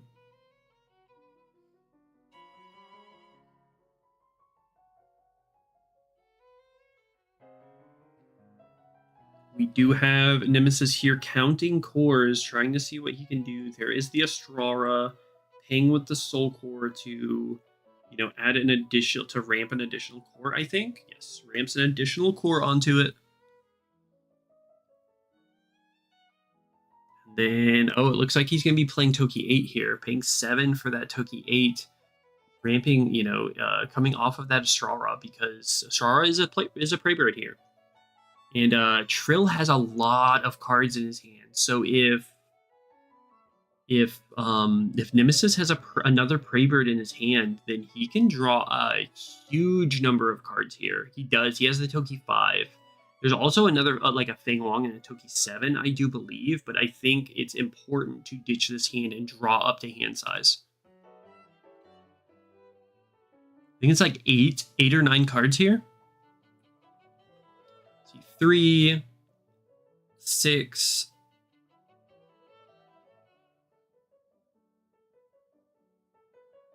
3, 6, 8. Yeah, 8 cards, and we're seeing a core theft for 5 here. No, a core theft for 6, just absolutely ruining that Divine Toki. But I mean, now Trill has no cards in hand. Basically no cards. He's down to 1. That was a huge play by Nemesis. He may only be at 1, but with that Infinity Mothership, he's going to have all the cores in the world to play with, and lots of Swift Spirits to come in and be able to guard against, all of Trill's attacks. That Costume Artist is coming in. It does have Curse. So Nemesis is going to have to bring something in here. Does he have something with Swift? That's the question. Did he not draw a Swift Spirit? We see a Binding Thorn, a Toki 7. Was there an Udo in his hand? Yes, it looks like there's an Udo and a Mother Meadowbird. Okay, so there's a Mother Meadowbird as well. So he's going to pay 4 here. Bring out that Mother Meadowbird. Let's see, does Trill have the ability to, like, Deadly Balance or something like that? We are going to pay 2 for Doubly Deadly and killing off the Nemesis to kill off the Mother Meadowbird. So that Costume Artist is still swinging here. But we do see the Shinobi Sage Udo come in with its Swift ability, paying for 5, putting it onto the field, and it's going to be able to block against this Costume Artist. All right, Nemesis is still alive because Trill is out of cards in hand. He hasn't seen a Rotting Swamp or anything like that. So, not getting any additional draws here is going to be huge for Nemesis, at least. It's going to be huge for Nemesis because he's still in this. He drew exactly 2 Swift Spirits, I think, so that's exactly what he needed. We do see an Ice Shield in his hand, and the Ice Shield isn't going to work on Burst anymore, but it's going to be something that he can rely on. Be able to block and then, pay the Ice Shield from hand is going to be able to, keep him in the game for a little bit longer. And him getting that 8-card draw before Trill dumped his entire hand was huge.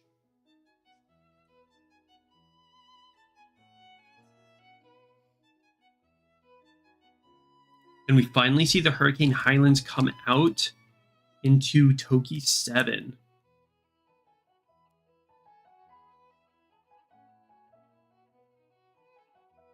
That Aldeed is going to ramp him a core. We do see the Ice Shield come out for Trill, saying, no, you're not doing anything else here. We're just going to end your turn. Trill doesn't want to go down into any lower, go to any lower of a life count than he already is. He's still in an okay spot here, considering he's at 5 life to Nemesis's 1 life. So if anything happens here, Nemesis still has to play very carefully. This is very quickly turned into a very close match. Something that Trill needs to really navigate. Needs to navigate very, very carefully. Because if he does not navigate this carefully, he may end up losing. And Nemesis also has to be incredibly careful here because, you know, he can't take any damage. But again, Trill's out of cards in hand. He has nothing in hand. He has no Rotting Swamps on field. His card draw has really, really started to slow down. Do have that Eternal Phoenix Tokiwa, the Toki 7 down. We do see the Toki 5 come down, paying 3, putting 3 on it, starting to ramp. So, getting that ramp, pretty important. I don't think Nemesis needs to be attacking here. Yes, he's not attacking. He just put his 2 cores on the Hurricane High. Okay. Okay, he is attacking with the Toki 7. Oh, and paying, 3 cores off of it to exhaust it and attack again. Okay. That makes sense. So he's going to slowly whittle Trill down with that Toki 7 while he has the Toki 5 up to be able to block. As an 8K with that Hurricane Highlands being able to, exhaust more spirits. Though that Viper Dragon is going to be able to attack directly into that Toki 7. We do have Nemesis out, paying 4. That Nemesis is going to be able to kill the Viper Dragon to draw if that's what he wants to be able to do. Though I think just directly attacking into the Toki 7 with the Viper Dragon is the correct play here. Because that leaves his Nemesis up as a blocker.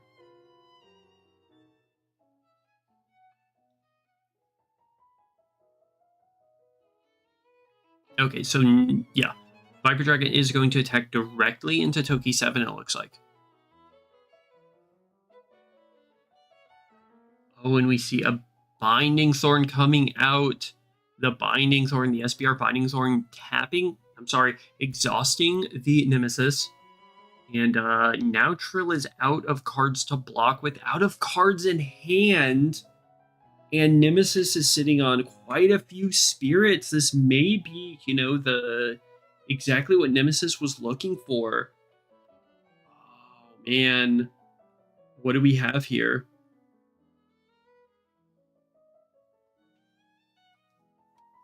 Is he just straight up going to pay 8 for a Feng Wong? That would be funny. Just straight up pay 8 for a Feng Wong in this. Yep, pay 8 for the Feng Wong, ramp 3, and that's it. No, that's fully it. Feng Wong's going to deal 2 damage. It's going to pick something up, and it's going to deal 2 damage again. Wow, it turns out that Core Theft for 6 was not the best play by Trill because he got rid of all of his gas. Everything that he was going to be able to do after that, he just ditched his entire hand, and this is game. Trill's got nothing. Got nothing at all. He's going to take the 1. Something's going to get bounced. It's going to refresh. He's going to take an additional damage because it's 1, 2, 3, 4, 5, 6 cores. Yeah. You're going to take an additional damage. That's game. No, that's an additional damage. It's game right there. And Nemesis has it. Wow. Wow, I did not expect that from the opening. Nemesis was able to claw his way back in and come back into this match. That was cool. That was super cool. Very, very super interesting match there. Holy crap. So it looks like our chat is a little funky and wonky here. And I would like to try and find out why.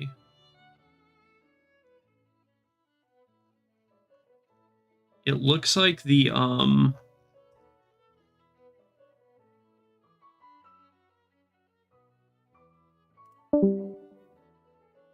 it looks like I said, it looks like chat really, really messed up a bit, unfortunately.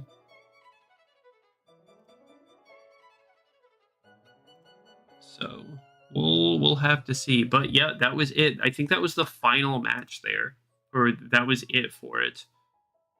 So we will be going into. It looks like we will be going into round 3 really quickly, but you're just gonna have to give me a moment. I'm gonna have to use the bathroom, so I'm gonna go to intermission real quick, and then once round 3 starts, we will be right back.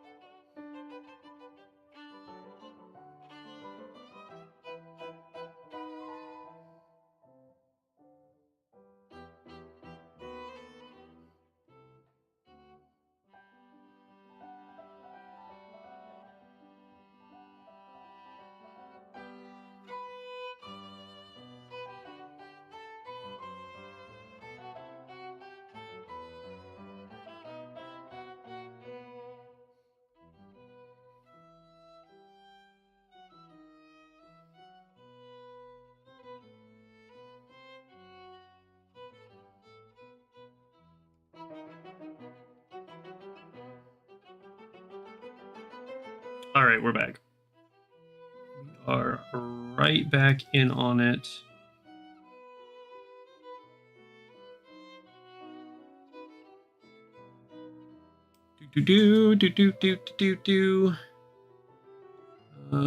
All right, so we have the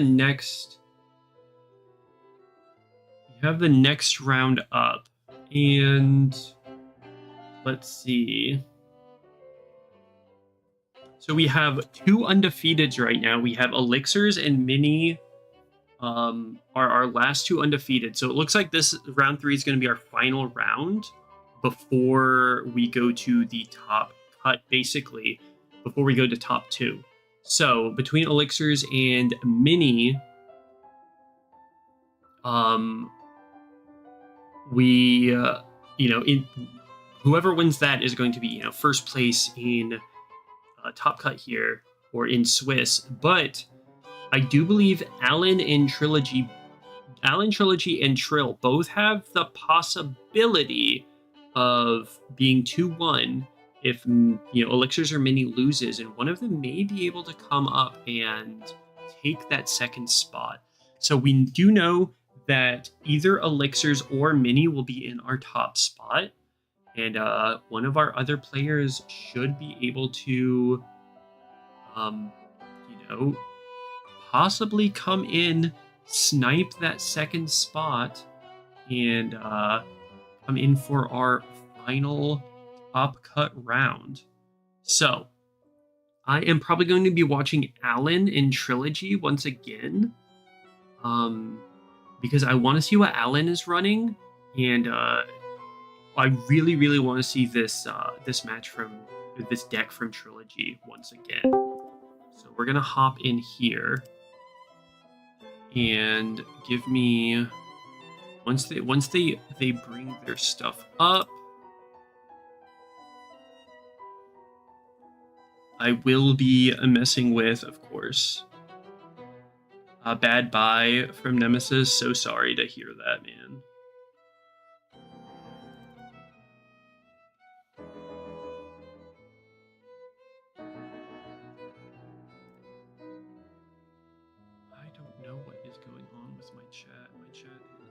we'll deal with that. Chat on the screen is really screwing me up.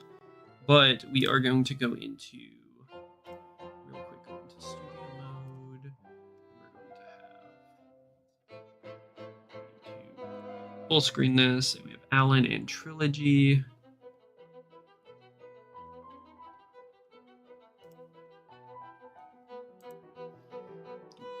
Just need to transform this real quick. We'll be right back. Really, really quickly. Should be fine. I need to flip it horizontally.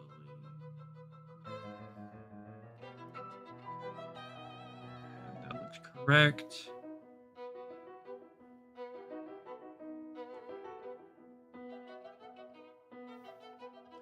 That's done, and then this one I need to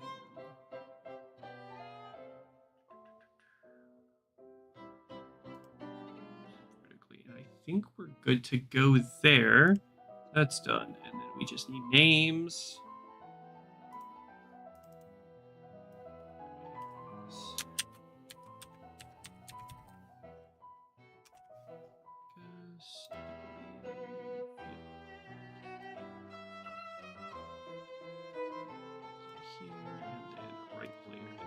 Trilogy once again.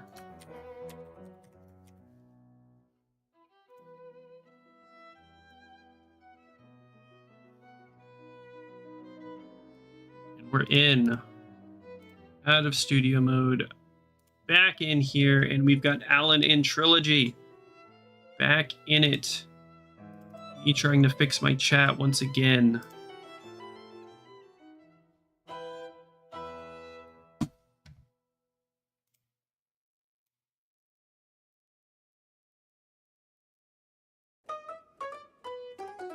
Don't worry about things coming up. Not playing that.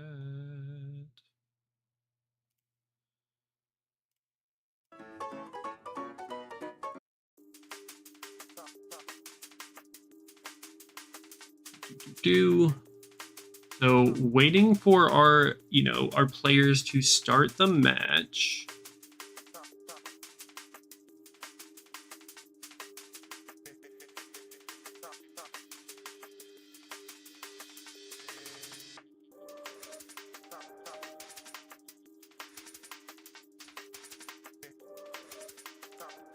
Hopefully I can fix this.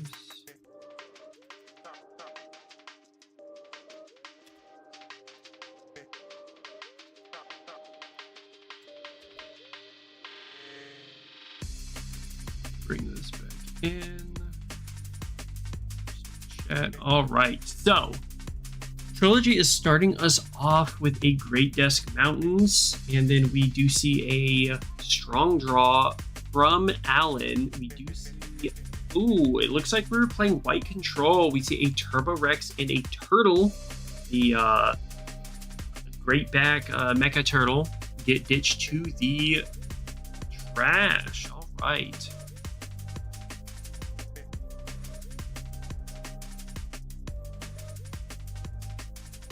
So, all right, and then Trilogy's going to start his turn. So we just, red, what is this, Awaken Control, basically, versus maybe standard white control, though the Turbo Rex in there does make me question some things. So we will have to see how that works out.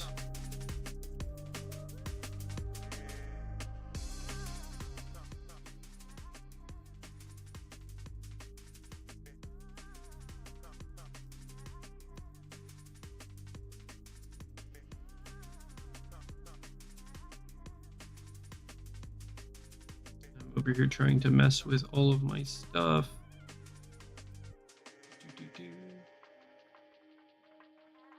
All right, double Sungareep coming in and attacking, taking. Let's see, we have Allan going to 4. Does Allan go to 3 now? That's the question. Allan is going to flash, it looks like, paying 3 for a deadly balance, killing one of the Sungareeps. All right.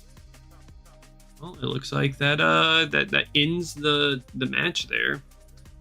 Dang, how do I play in the next tournament? You can join the MainDeck Masters Discord and keep posted in the announcements tab so you can see when we are hosting our next tournament. You can also follow us on Facebook to figure out what else we are doing. And if you do that, then, you know, you won't have to worry about anything. You'll know exactly what's going on with MainDeck Masters. What is that a... Oh, it's a... Okay, I was like, what is that? That's a Pegasion. That's what that is.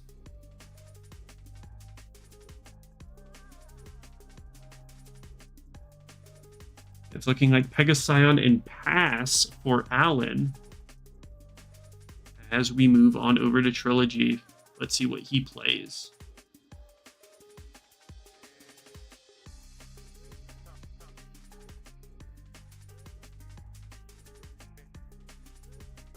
Yeah, some cores to work with. Yep, 5 total cores to work with without killing his Sungareep. Let's see what he decides to play. It looks like he's getting ready to pay 2. It may just simply be like a Starblast draw angle. But no, it is a Battle Axe Apollodynos. We've got ping 3 cores for that Apollodynos. And looking to see what it is you can do with that Apollodynos, because that Apollodynos can kill that the Pegasion.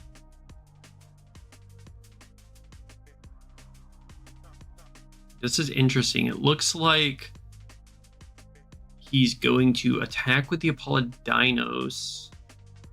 See if he blocks with the Pegasion. Okay, Allan does not block with the Pegasion. So it looked like if the Allan blocked with the Pegasion, he would maybe flash Awaken from to the Sungareep or from the Sungareep, but it looks like it's not what happened. Allan just decided to take the damage. And Great Desk Mountains allowing Battle Axe Apollodynos to refresh at the start of the opponent's turn. So, with that in mind, we do have we've got a Newman City coming down and a pass. Just yellow or just white control things. Here's a Newman City and pass. However, that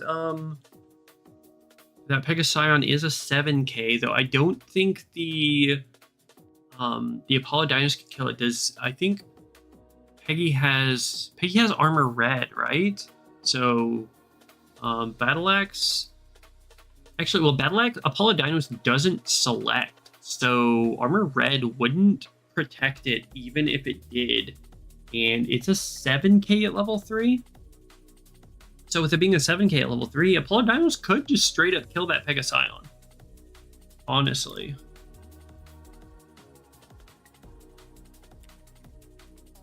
Let's look. Yeah, armor red purple, and it's a 7k at level 3. So Apollodynos can just straight up kill that Pegasion, because like I said, Apollodynos does not target. So, but that Sungareep is going to attack, and it's gaining power for each of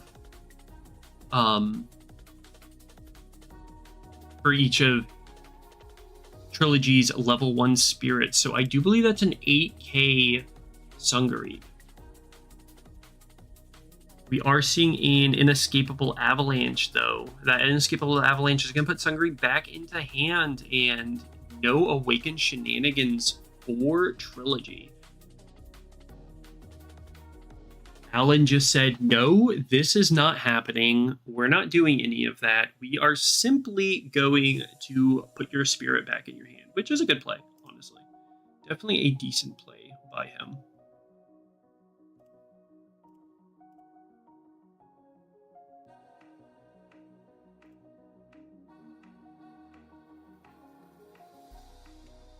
All right, the armor form coming in over that Pegasion. It's, you know, it costs 5 because of the Newman City and the Pegasion, and Pegasion is a machine beast. So armor form coming in, bot decking that Apollo-Dinos, keeping it at level 2, 14k BP, not swinging with it, saying, nope, I'm just going to stay at 3. You cannot do anything about this. And if Trilogy isn't able to deal any damage this turn, then that armor form is going to start ramping. So, you know, we are in a pretty decent spot, I do believe.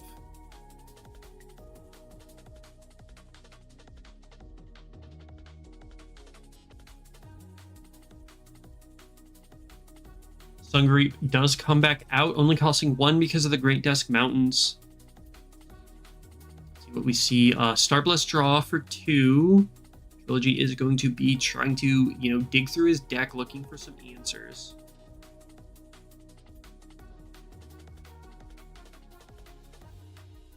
Trilogy, this is the same guy that came into our locals for our store tournament, came up with purple aggro, and absolutely steamrolled everybody, took first place, and then dipped because he had to go home because he drove 4 hours to our locals to join our tournament.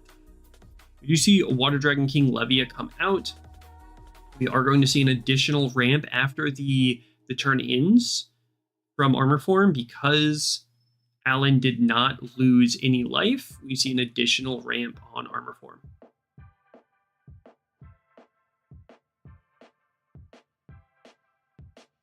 So we are going to see the draw in the normal core for turn. Well, let's see what Allan is able to do. Playing some white control. You see 4 for Starbless draw, drawing 2 cards. Allan doesn't really have to do anything here, honestly. Yeah, just core up the Newman City and pass, really. Now, if he had like a Buffalong Bill allowing, you know, win attack effects, that would be, you know, win block effects to activate when attacking, that would be super cool. Because then he can bot deck both this Levia and the Sungri. However, we do not see this happen. He's happy with just having his armor form on the field, saying if the armor form blocks, it's just going to bot deck 2 spirits that are, you know, 5k or less. So white control just hanging out. He's just like, I'm just chilling, probably looking for an elephant or something like that. Maybe an Aegis to heal back up to 4, but we'll have to see. We do see the Bogwo come out. It's going to cost 2 for Trilogy, and that Bogwo is going to be a 7k. Fortunately, a lot of these Awaken shenanigans that Trilogy is going to be trying to do are being kind of stifled by this single armor form. Imagine armor form coming out and saying no to everything that you have is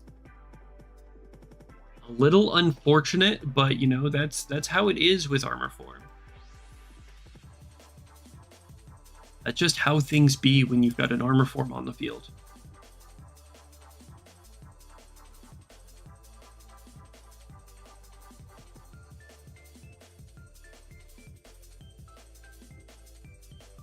So we do see another additional ramp come out for that armor form because no damage has been dealt. And this may end up being just a pass game. However, things will be ramping up soon.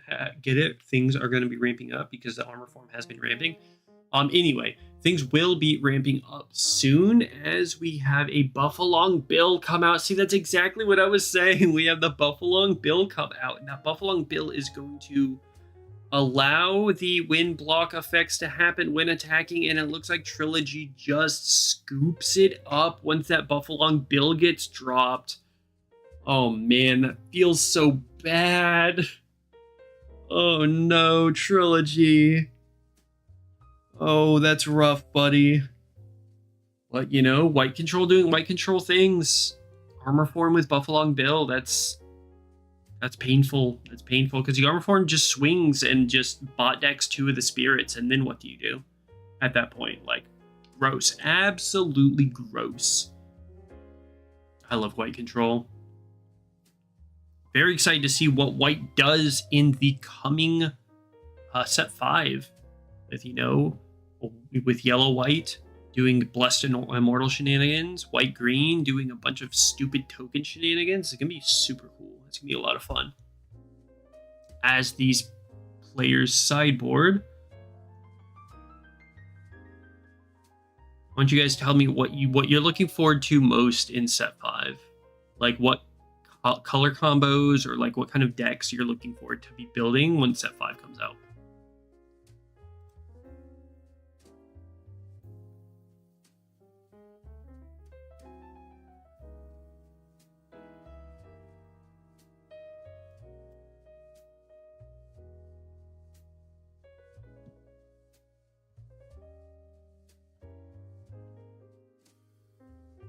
Looks like these players are done sideboarding and they are starting to shuffle up for the next match.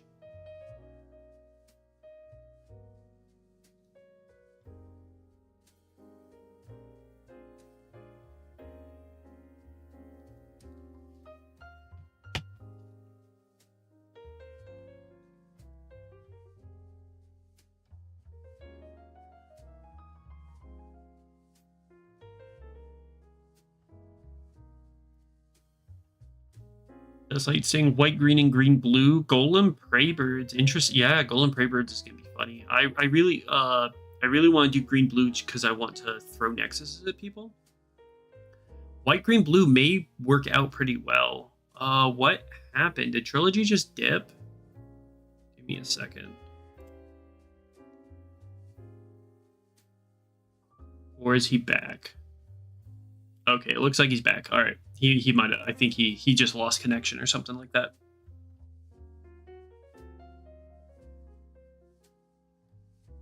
No big deal. No big deal at all. Starting game 2, we have Allan up 1 here starting in game 2. And I wonder what Trilogy's strategy is. His strategy might end up being at this point to just go all out and try to, you know, white control. You got to kind of try and take them out before they're able to establish, so that maybe his game plan going into game 2 is to just be more aggressive and try to take Allan out before he's able to, you know, establish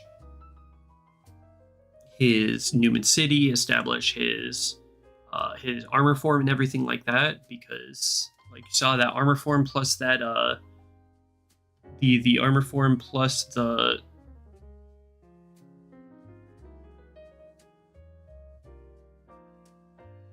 Buffalong build really messed him up, and it looks like Trilogy's thing is a little, hold on, something messed up here. I'll fix it, don't worry guys, I'm fixing it.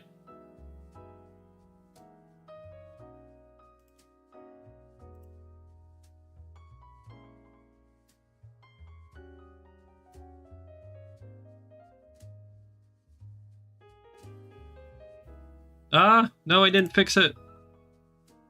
You're seeing this in real time. In real time, Jacob's screwing things up. There we go. That's so much better, isn't it? Oh my god, I'm such a professional. I'm so good at this. Holy crap.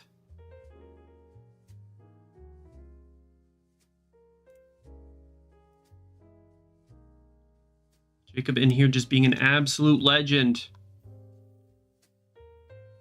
Yeah, yellow-white, like, blessed, luster, unkillable shenanigans are going to be stupid. And I'm here for it. I can't wait to play the yellow mommy that says, hey, I'm going to heal a bunch. When I deal damage to you, I'm going to heal a bunch. So that's going to be really cool. So we have an awakened... we have the Bogwo, the Great Desk Mountains, and the Ruby Sanctuary.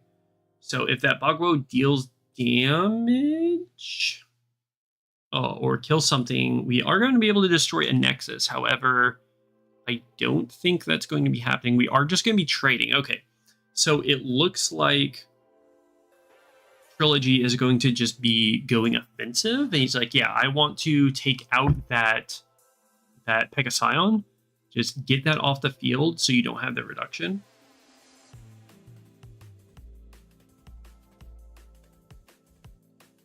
Yellowist and a purplist. Bro, I can't wait for purple yellow.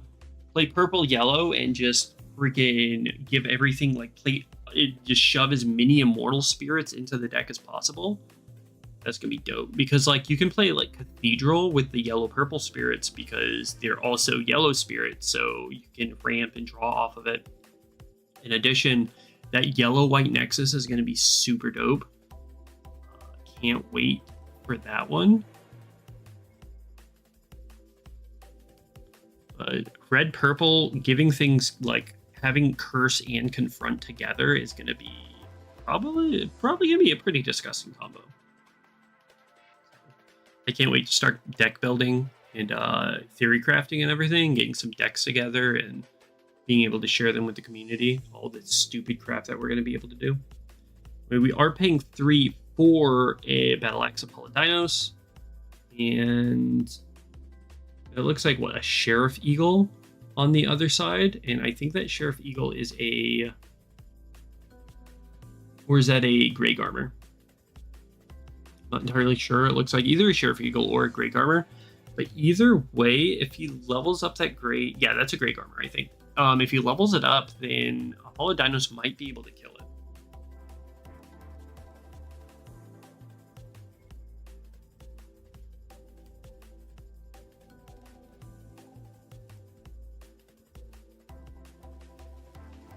So we do see the Newman City. Newman City comes down, so... With that Newman City on the field, there's a possibility. Armor form is a possibility. So we do have to be careful about that armor form.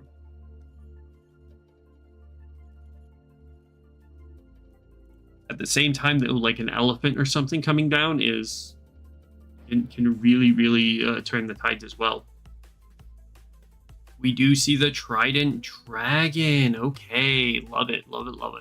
Trident Dragon is going to come down with that Ruby Sanctuary. The Trident Dragon is going to be able to get 2 cores onto it.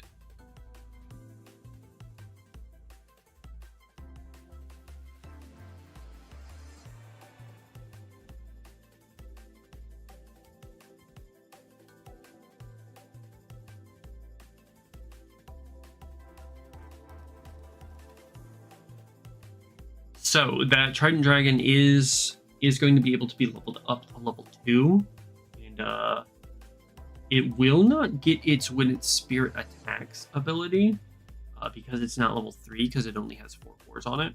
However, it's still a big boy. It's still like a 7k boy.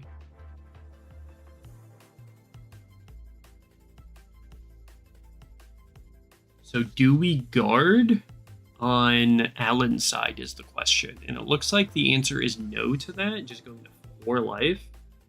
And yeah, we're just going to move on over. The Apollo Dinos may end up dying here, or getting bot decked if there's, say, an armor form or something like that. But, you know, that's a small price to pay. But that requires Allan to have the armor form. And honestly, I think just dropping... Oh, we have the turtle, and that turtle's going to come down for 3, and it's going to bounce that Trident Dragon because it has a single symbol. The Trident Dragon is going to be able to... is going to get bounced. Either that or the Apollo Dinos, though I think it's going to be the Trident Dragon. If Trident Dragon does get bounced back to hand... Though having the Great Desk Mountains refresh the Trident Dragon means that there were 2 threats to have to bounce. So it's not like just bouncing the Apollo Dinos and then, you know, Trilogy not having anything to guard with. Though that turtle is a 7k, so coring up the Apollo Dinos does mean that it's going to just straight up kill the turtle. So Apollo Dinos will kill the turtle, and on top of that, he will draw off of that Ruby Sanctuary. So this is going to be a good turn here for Trilogy. I do need to look to see. No, he's paying for the Trident Dragon. I don't know about that. I feel like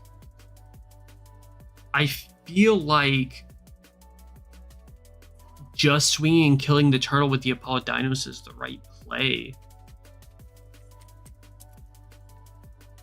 I do feel like it's the right play. And yes, that is a Great Garmer. It's a 5k of 4 cores. So it looks to me like Trilogy is trying to set up both an Apollo-Dinos kill on the turtle and a Trident Dragon kill on the Grey Garmer. So that's going to be interesting to see, though Grey Garmer does have armor red. So Apollo-Dinos can kill either the turtle or the Grey Garmer, though I honestly feel like I really feel like just keeping the Apollo-Dinos leveled up and killing the turtle is the correct play, because this Trident Dragon can't kill either of the spirits, because turtle is a 7k and Grey Garmer has armor red. So that is something that we need to really be looking at here. Is this the correct play? Though Allan is. So we are at 5-3, and we're in the same exact spot here, where Trident Dragon is swinging. Apollo-Dinos is a 3k. Yeah, I'm not sure here. Though I guess if you swing with the Apollo-Dinos and you kill the turtle, Grey Garmer guards, and it gains 3k when it guards. So,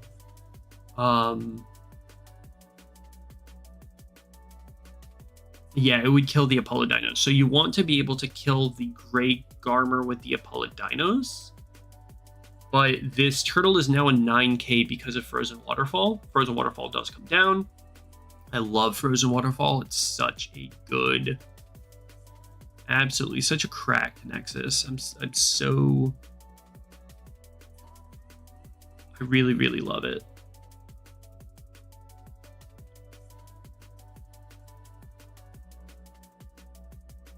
We do see a Starblessed draw, getting hard cast, drawing 2 cards.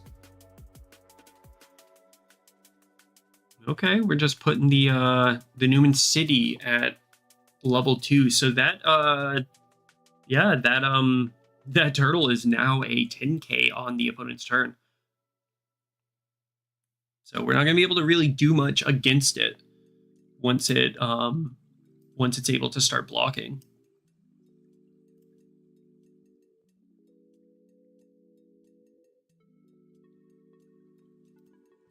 I'm sorry if you guys are going to have to start experiencing some buffering. My stream health is not good right now. Stream status isn't great. And we're back. In excellent condition. Perfect. See? It didn't last too long. Alright, so Apollo-Dinos back as a 7k, though that Apollo-Dinos... Again, the Apollo-Dinos can't kill the turtle now because the turtle is a 10k. So unless he has, like, something to buff it by 3k, you see the Levia. Let him cook. He's cooking. He's cooking. He's cooking. I got it. I got it. I got it. So we do see the Levia. And the Levia is going to... all the red spirits 1000 BP when it attacks. Level 2 and 3. Okay, we're looking for Levia's causing Trilogy spirits that have awaken that deal damage are going to start to destroy Nexuses. And then Great Desk Mountains at level 2. What does Great Desk Mountains level 2 even do? Great Desk Mountains level 2 during your attack step. When your spirits with 1 core on an attack, cycle your opponent's spirits that cost 7 or fewer cannot block. Okay, so I think the idea is swing with Apollo-Dinos, make the turtle not be able to block. Okay, and then we're gonna start trying to go into it, like dealing damage, being able to deal damage, and blow up some Nexuses. All right, he's cooking. We're cooking. We're cooking here, guys. We are cooking hard. We see a strong cook here from Trilogy. And it's not like Allan has a whole lot of cores to work with either. So he is going to take the damage and go to 2. Okay, not go to 2. He's going to, flip the ice shield. Pay the cores. Stay at 3. And we should be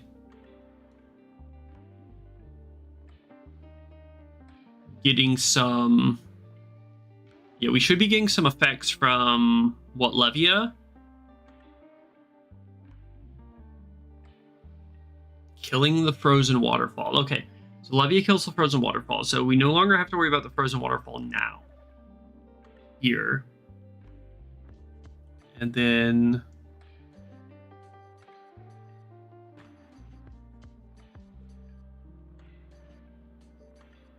Yo, shout out to Trill is Shiesty with the $5 super chat. Thank you so much.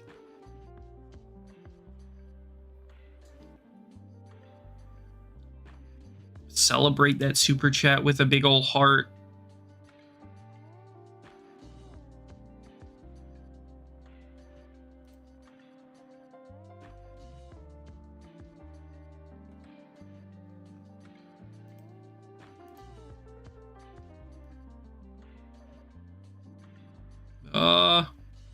My docking. I'm screwing stuff up. All right. Thank you so much, Trill. So we do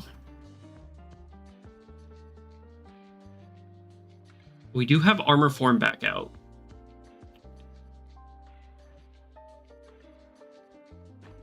And with armor form being back out, we may be in a few pickles here. Is what we're looking at. The Dragnoshock troop is in. Not really going to be able to do a whole lot here because we can't stop the armor form from blocking. However, we can stop the turtle from blocking if we take 1 core off of the Dragnoshock troop. Oh, we're not going to. We're going to pay for a Starblessed draw with cores from the Great Desk Mountain. Okay. Thank you, Trill. Really, really appreciate you, man. How did you end up, Trill? Were you 2-1 or 1-2? So Dragnoshock troop is going up to, was it like 4 cores as a 5k? Unfortunately, even swinging with that Dragnoshock troop isn't going to really do much because of armor form being allowed to, bot deck it as soon as it deals any damage to him. So, that's something that we have to worry about there. It's definitely something we have to look at. I really wish our chat would be popping up here on the left side of the screen like we had it at the beginning of the stream, but something happened with my chat with the 20 gifted members from Mikey, and it kind of broke my chat, so we'll have to see that later. We do have a elephant. Elephant's here. The elephant is here, and now we can really start like swinging and looking to push damage as Allan, because that elephant's going to be able to refresh everything at the end of turn.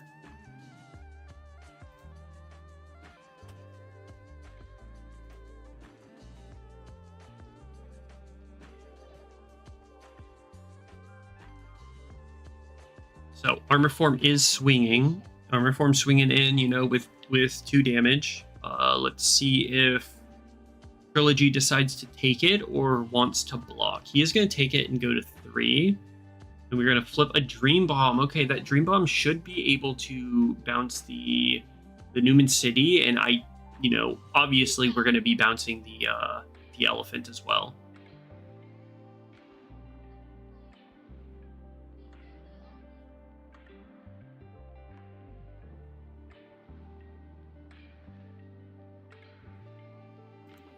And, you know, with Elephant off of the board, we don't get that refresh. And Allan doesn't have like an Ice Shield or anything set, and he's only at 2 life. So, you know, we're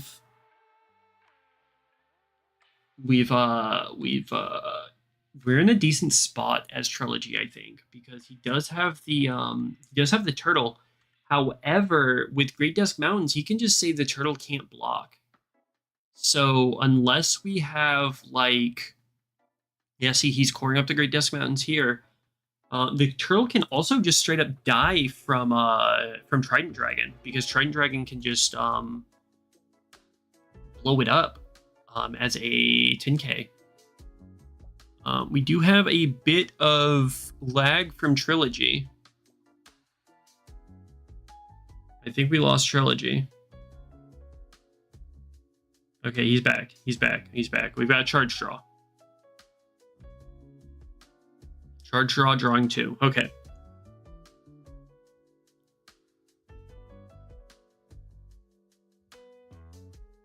However, he's going to have to... Okay.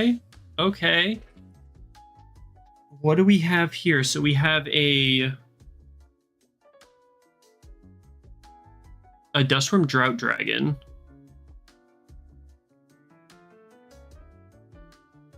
That Dustworm Drought Dragon does kill the turtle. And we did pay 3 off of that Ruby Sanctuary. We are having some major issues with the with Trilogy's feed, unfortunately, but I think it should be okay overall.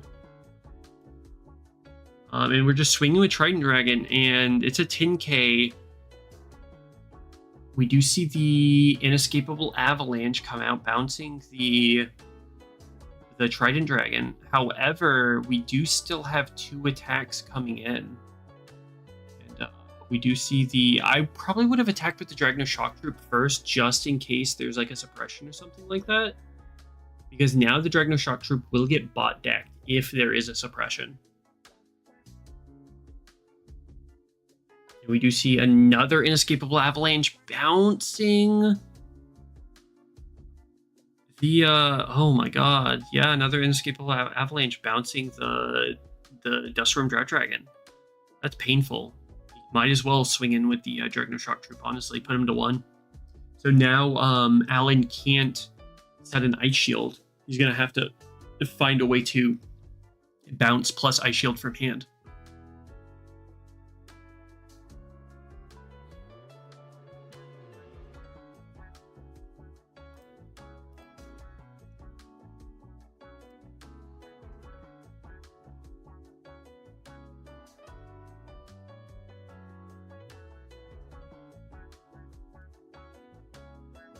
Of course, Elephant comes back out. Why would Elephant not come back out? You know, we need the Elephant on the field because Elephant is baby, honestly. Elephant is the way to go.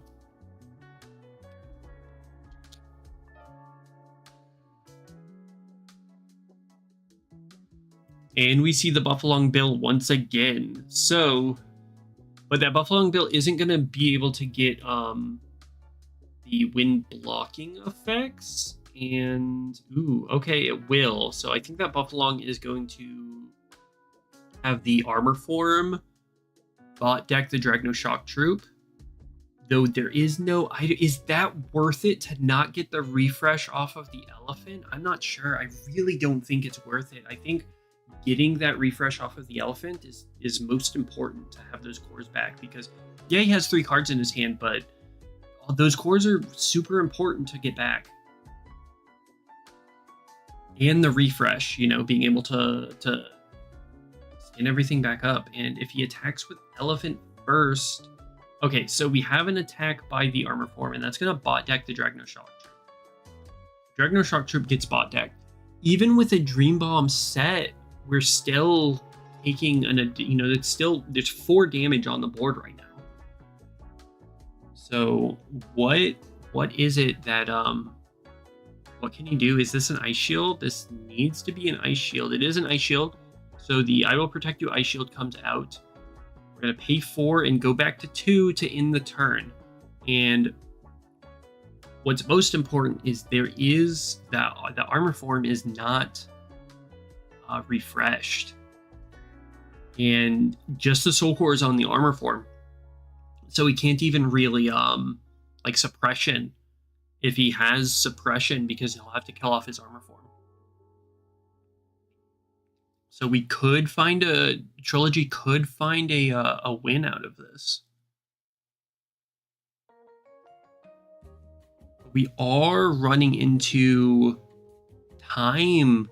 You know, it's 10:20. We're I'm not entirely sure how much time is left in the round. I should be keeping I honestly should be keeping a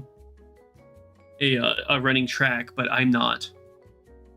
Let's see what Trilogy is able to do here.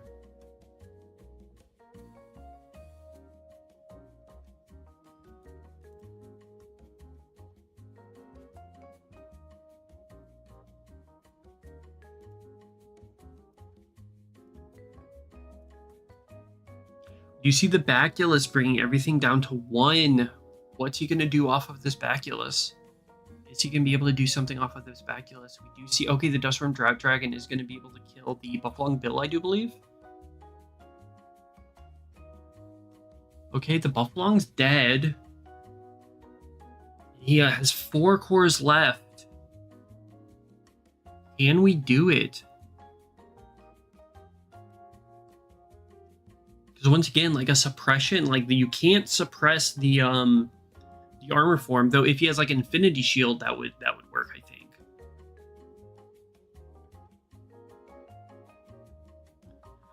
Our Ares Dragon comes down. All right, Divine. Oh nope, it's not Ares Dragon. We're paying 2 for Levia. Okay, Levia comes down.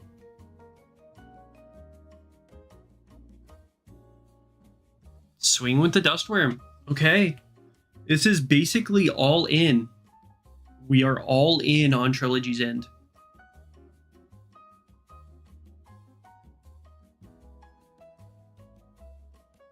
We are going to block with the Elephant, and that should kill off the Dustworm Drought Dragon. Oh, Ice Shield from hand. There it is, the Ice Shield from hand. Yep, killing off the Dustworm Drought Dragon, and that may be it. We'll have to see. That may be it for Trilogy. He's only got 4 cores to work with. He's at 2 life. If there's another like Buffalong Bill or something like that, or another armor form, like another armor form coming down could just absolutely be back-breaking here. Because honestly, I think you just ascend armor form. He's pulling the strong draw, getting 3 draws, looking for something. Because you just ascend armor form on like armor form or something like that, and then that's just game because you bot tech both of the spirits.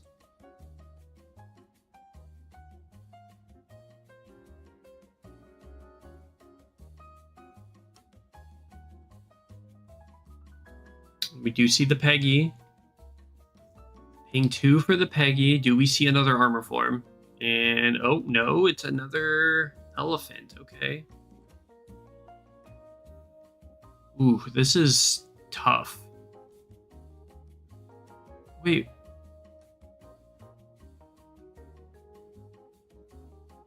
Yeah, you'd have to guard and then remove all of your cores to Ice Shield. So I think Trilogy just conceded this one. He just backed out. Such a close game, though, man. Trilogy was so close to being able to win that with the, with the ability with that Baculus and that Dustworm Drought Dragon. But the Ice Shield from hand from Allan really got it. So GG's to both players, but it'd be like that sometimes. It really do. So let's back out a bit. So we do have 1 table left. Let's look at announcements. This was our final round, and we are looking at standings. Did Henry drop? Oh, God Henry was 0-2, so God Henry probably dropped.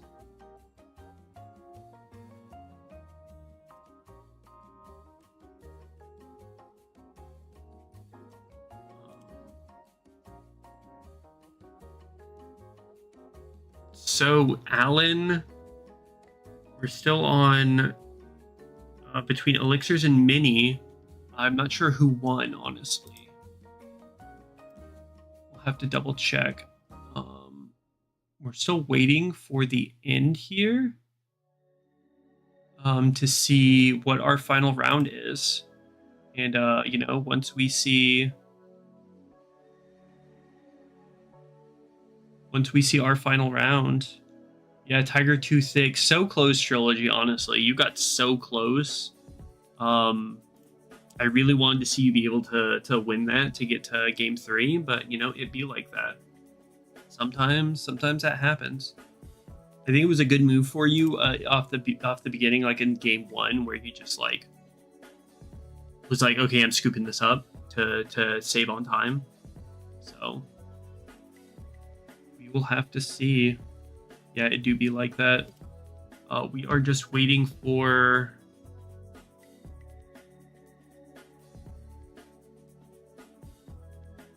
All right, so Minnie won.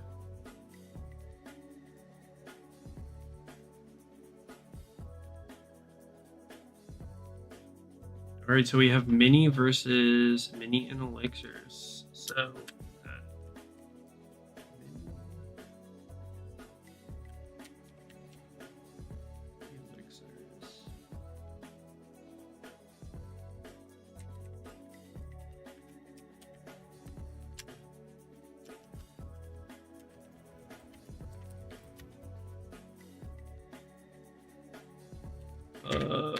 Both. All right.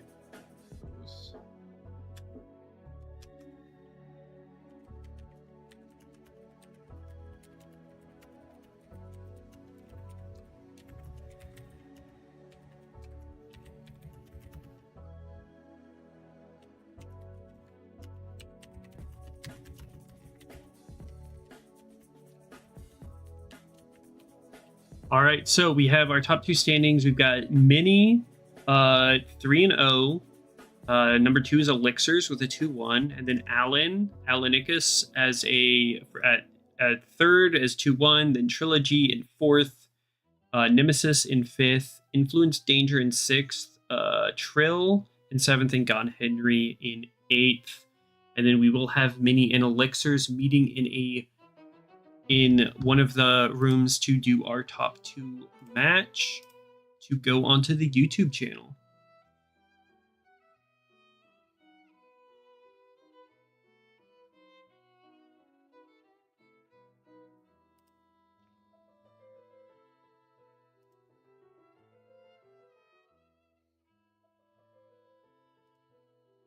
So as we wait for that, we you know, so close. It was super close, Trilogy. Like you live stream will be public once once the stream's over. It's the stream itself will be public, so you can watch everything. You can watch the whole thing if you want to.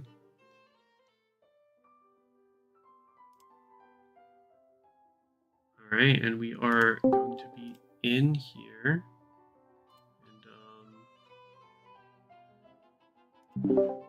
What's up, guys? Congratulations to.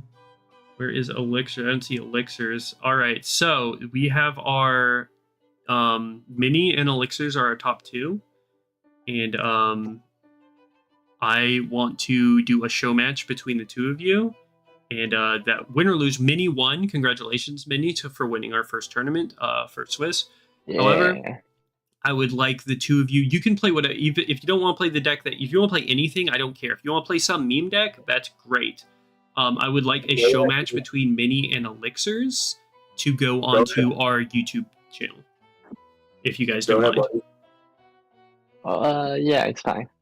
Get it. Go get it, man. Sure, you know I'm cool. Congratulations, boys. Appreciate it, Trill. Yeah, maybe I should change my deck. IRL is just too boring. That's up to you. It doesn't matter either way. Probably both do the same thing. So I, if y'all I do want, have a, I do have a fun deck, but it's halfway. So Okay. yeah. So, remember, yeah, this I one think is there's no bragging rights for this match. This is just a going to be a featured match. You two both earned your spot to be featured on our YouTube channel. So play whatever you're gonna enjoy. Super fire, yo. That is super fire. I fuck with that. That is Yeah. the tragedy, though. yeah, it's fine. Pay kudos. Minnie, go ahead, yo. Get that shit. Go get it, man. You deserve it. I'll gladly fold for that. So No. you win. You win. Is it live or are you just filming? We're still live. All right, bet. I'm gonna check that out. I'm gonna shut the fuck up and check it out. All right, I'm a deafen while you guys get ready, and good luck, have fun. Let's get it. Thank you so much for the opportunity.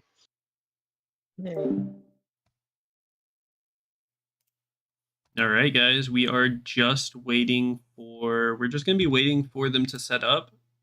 Once they're able to set up, this is our top 2 show match. Put Hippo in the deck for aggressive recover. Yes, I love Hippo.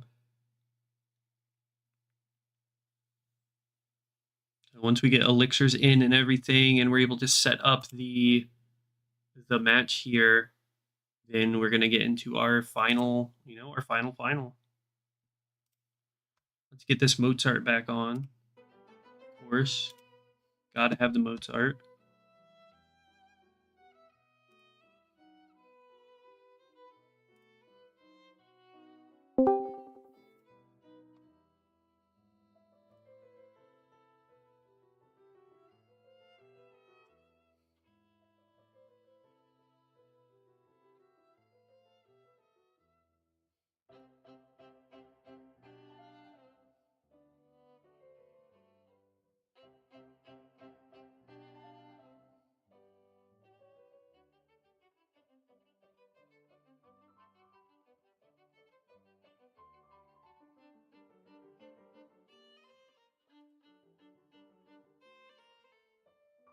I'm just waiting for elixirs to set up. Elixirs might have messed with this setup. So once again, we're just waiting for once elixir sets up and everything, and I'm able to bring us back into the, the remote fight scene. Then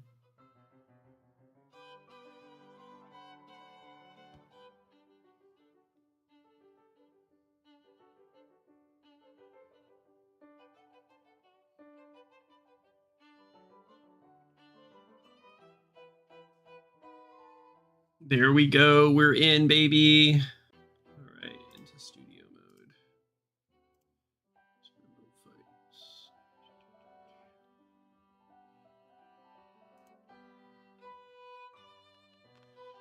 There and then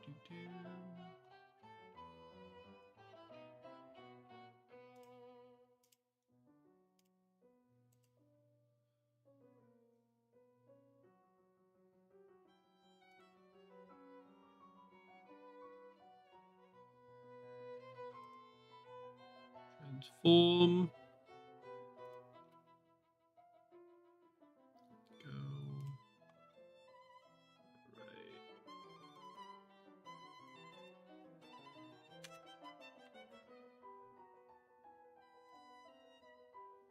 This is elixirs.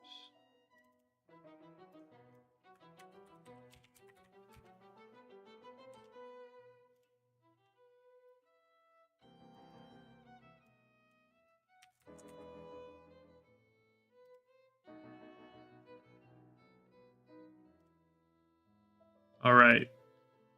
Here we are. We're in it. We've got elixirs versus Minnie. Elixirs on the left, Minnie on the right. Trying to fix this all up. We are in our show match. Start with a Starblessed draw for Minnie. See what elixirs is able to bring out. We have an Evangelion Mark. 7, that Evangelion Mark 7 is going to be able to draw him a card when it does die. So, decent opening. We do see Purple Eva, possibly, from Elixirs. And taking Minnie down to 4 life. It does look like Minnie's still playing Ira. So we got, Eva, Purple Eva versus, Burpee versus Ira. Greetings from Brazil. Greetings from my bedroom. Thank you for joining us. This is our, our show match. You see the Tricera Warrior coming out and just swinging out, putting Elixirs to 4. So it's 4-4 early on in this match.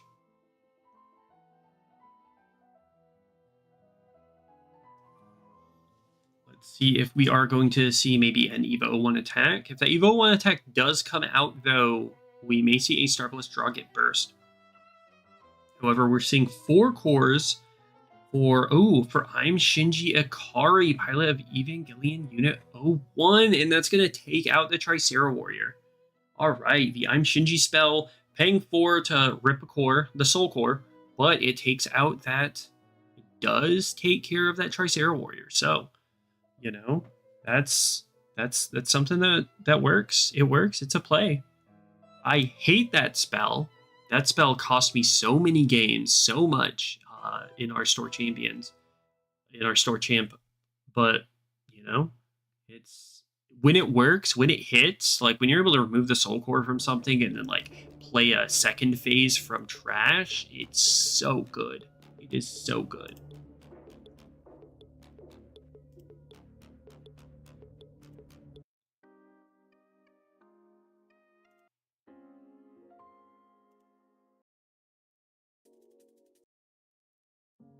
All right, let's see what's going to be. We see a burst card get played. Let's see what Elixirs does. He's just coring up his Mark 7.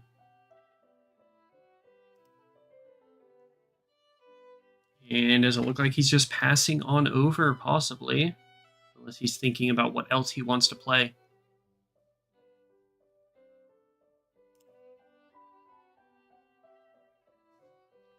All right, we do see Blazing Boar come down. It's going to pick up that Andromeda that got pitched off of the Volcanic Canyon. So, that's a good play. Or is he going to get the... No, he's going to get the Tricera Warrior. Okay, he picks up the Tricera Warrior, and that Tricera Warrior is going to have Confront because it's level 3, because there's only 2 spirits on the field. And that will kill the Evangelion Mark 7, but I think that's okay. Honestly, being able to killing that Mark 7 is fine because Elixirs is going to be able to get the draw off of it.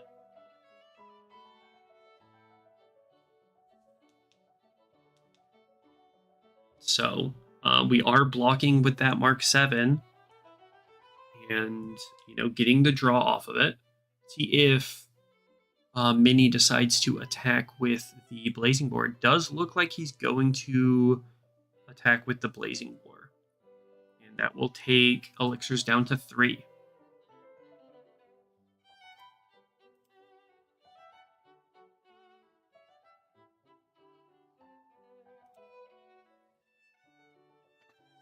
All right, we do see a Dream Bomb. Flip on that Dream Bomb, and it's going to bounce the... We are bouncing the Volcanic Canyon. He didn't want to pay to bounce... Oh, what happened? Oh, God. We lost it. We lost him. Minnie? I think we're good. I think we're okay. Yeah, we're back. We do see a Purple Smoke Valley come out for Elixirs.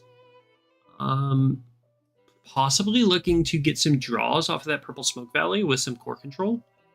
So that's something that we can be looking forward to. Maybe a Mordred. But he doesn't quite have the cores for the Mordred. We're going to play on Shinji Ikari one more time. Let's get remove the Soul Core from the Tricera Warrior. And with that, he's going to get a draw off of that from the Purple Smoke Valley. So not getting the full effect from Shinji Ikari. However, you know, getting the core removal is really going to help out. That you know, the Tricera Warrior, it died again. Kill it once, nope, we're killing it twice, baby.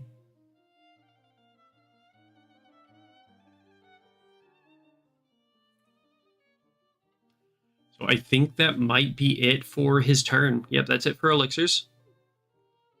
Moving on over to Minnie.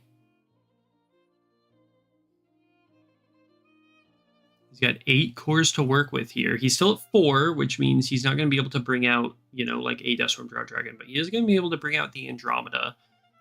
Andromeda taking care of the Purple Smoke Valley. Unfortunately, that Purple Smoke Valley isn't, you know, only got a draw and not much else.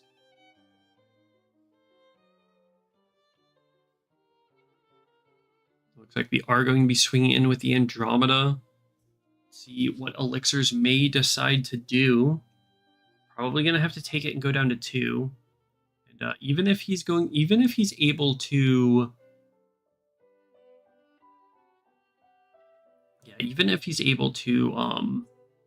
like deadly balance here on the Blazing Boar Swing, if there's a Blazing Boar Swing, then that damage might still go through. But Minnie decides not to attack, leave Elixirs at 2 life, and, you know, being at 2 life is not something that you want to be at, considering, you know, we have 2 Simple Spirits, and you can go from 2 to dead very quickly. Elixirs does have what looks like 12 cores to work with, so let's see what he may be able to play. Unfortunately, no reduction for Elixirs, so whatever he plays first is going to be pretty expensive.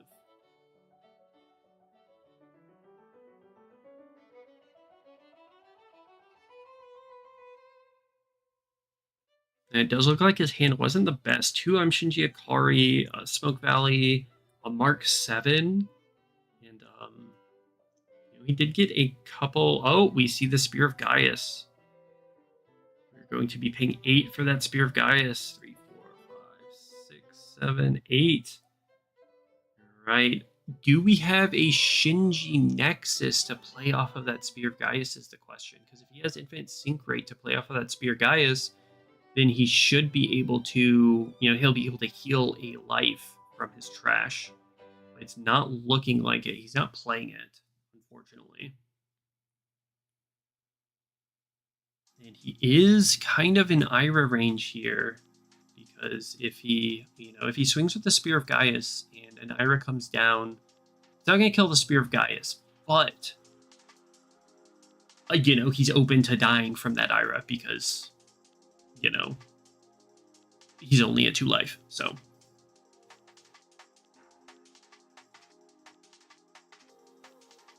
We are seeing, he's not going to attack. He's going to just pass it on over. The Andromeda can easily come out for, you know, be cored up to 5 cores with Confront. So, oh no, I feel like just killing the Andromeda might have been the better play, but we'll have to see. Starblast Draw coming out, drawing Minnie 2 additional cards.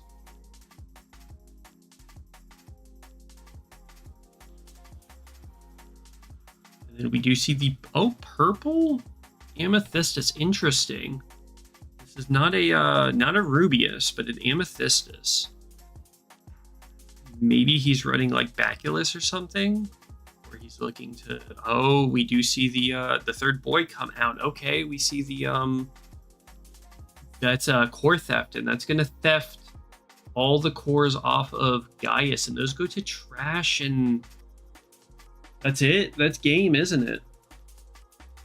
Because now he doesn't have the cores. Now he doesn't have the health. Yeah, he should have just swung. He should have just swung with the Gaius, unfortunately.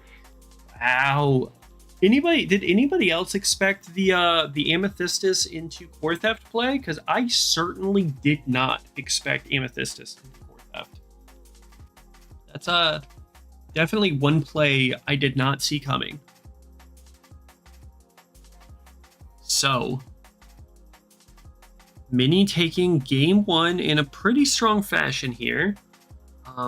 Again, like I said, I think killing the killing the Andromeda might have been the play, but I'm not sure. He didn't, not having the Shinji Ikari Nexus, not having Infinite Sync Rate or anything like that, when you're able to play the Spear of Gaius, definitely hurts, because, getting that kill, yes, is cool, but getting the heal is what's really important.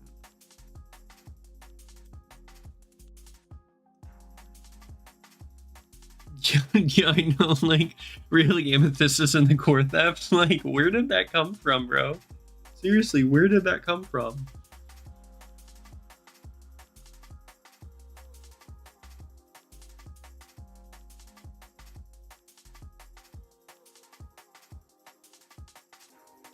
Players have sighted, and we are getting ready to go into game 2. So, will Elixirs be able to bring it back? Because, AT Field is strong against Ira. AT Field is a good effect versus like Ira decks and Hydra decks. Yeah, Zero Cost getting super popular. Zero Cost put in work, honestly. I'm actually playing the Rubius in my Willa deck because, Rubius and Willa is really good, getting you that extra draw and also netting you that additional reduction. It does look like both players decided to keep, and I think Elixirs is going first, playing a World of Memories. It's going to cost 3.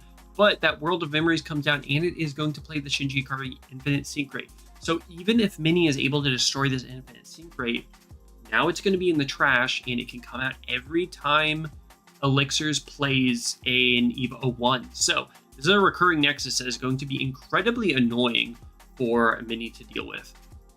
We do see a Volcanic Canyon into an Amethystus for Minnie.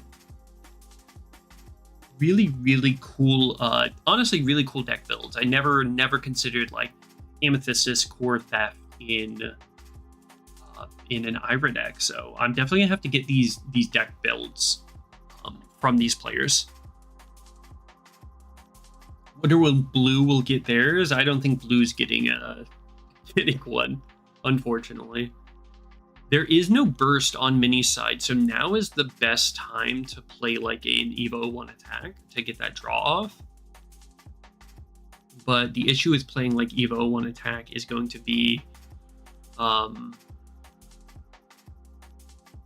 if he plays like an EVO 01 attack or something like that, then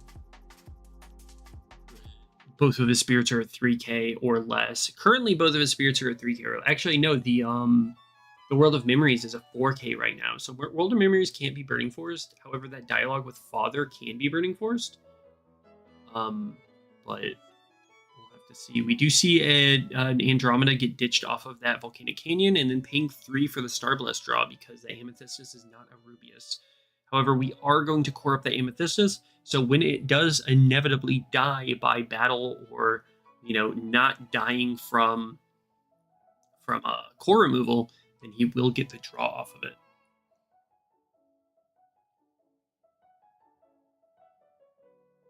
So let's see what Elixir decides to do. He is going to core up his dialogue with Father, so we will be able to start getting some draws off of it, which is pretty important. Yeah, I definitely would swap that Soul Core over to that dialogue with Father. If the World of Memories dies, that's okay, from like a Dustworm Drow Dragon or something like that. But you want to be able to keep that dialogue with Father alive for as long as possible, so we can get, start getting draws off of it, continue getting draws off of it. And I don't know, maybe coring up the World of Memories is important here, but I guess we would rather have those cores in the reserve. We'll have to see. We do get the draw off the dialogue with Father, like I said, because the Infinite Sync Rate is on the field.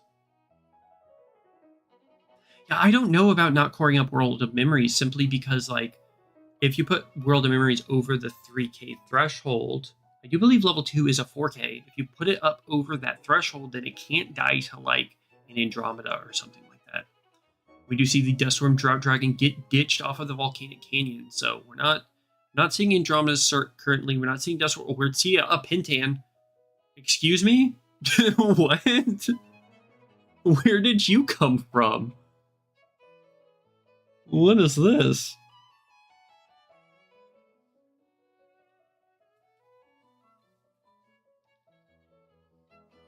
Where did this Pintan come from? Is there an angelic pressure out of nowhere that we're not looking at? This Pintan is a 4K, and again, not coring up that World of Memories is going to hurt a little bit. So now he can't guard against that Pintan with his World of Memories. Elixirs is taking it going to 4. Yeah, he played the Pintan. He now has to win. Yes, Minnie has to win now because he played the Pintan. Is this the same deck? Like, this can't be the deck that we saw in round 1. Can it? Like, what is this? And with this is swinging for 2K, you might as well just guard with the World of Memories. Or is it a 2K at level 1? Oh, what are we seeing? We do see What's Good Morning. We're going to mill 3 to put, to go back to 4 life, and then we can grab a Nerve, a Shinji, or a Gendo Nexus. And we do have the cores to do it. To pay the 3 to grab a Nerve card. Are we not grabbing, like, the Mark 7? Really? Why not grab the Mark 7 off of that? Because What's Good Morning grabs a Nerve Spirit. Because you could have gotten either Accomplishing or Mark 7. I don't understand. Can anybody explain to me why he didn't pay the 3?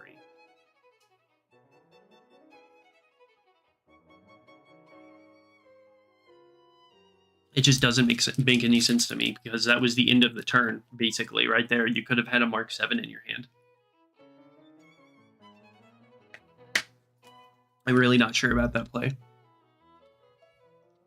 But, you know, we're past it now. Let's see what we have.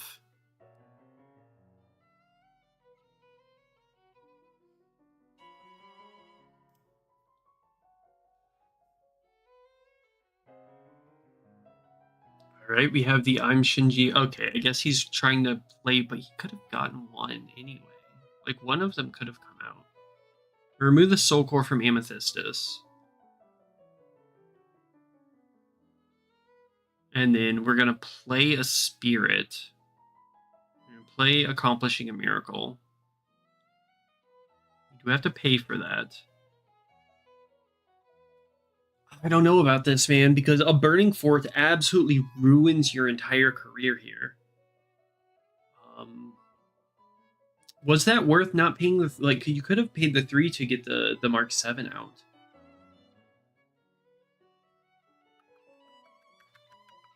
I don't know, man. I don't know. Either way, he's just going to pass on over. We are going to see a double draw, and what are we getting ditched from Volcanic Canyon? A Deadly Balance is coming out, okay? Deadly Balance is going to be ditched. Feels like maybe he doesn't need it. Another Volcanic Canyon, okay. Paying 3 for that. Do we see the Burning Force? No, we see an Ancient Draw. Only paying 2 because of the Pintan. Drawing 2, we're going to top deck 3. We see a Rubius, a Big Bang, and an Ira. And that Ira is going to go to hand. That Rubius and Big Bang are going to the bottom of the deck. So...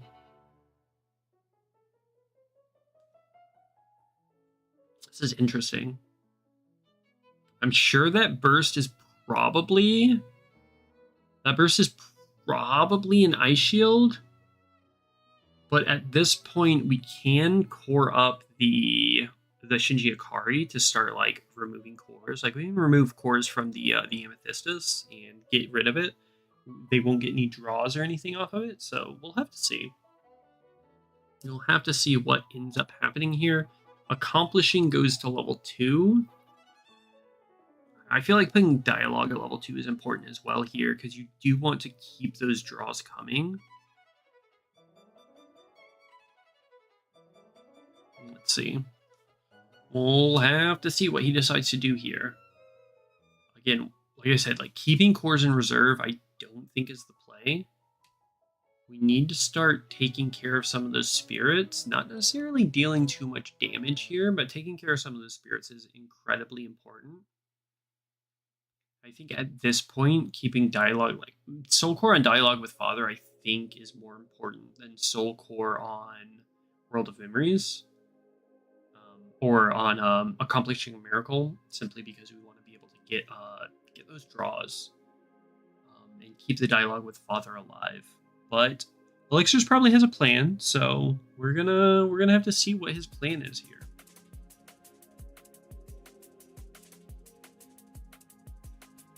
Does he go in? Because like going in here can net him some advantage, though he did see the Ira go to hand. So yeah, just a pass, keeping Minnie at 4 life, so like a dust worm can't come down and ruin one of his spirits. We are going to see the draw 3 ditch 2 from Minnie. Volcanic Canyon gets ditched, and a Tricera Warrior gets ditched. So you see another Starblast draw that's going to cost 1 because of the Pintan. Drawing 2.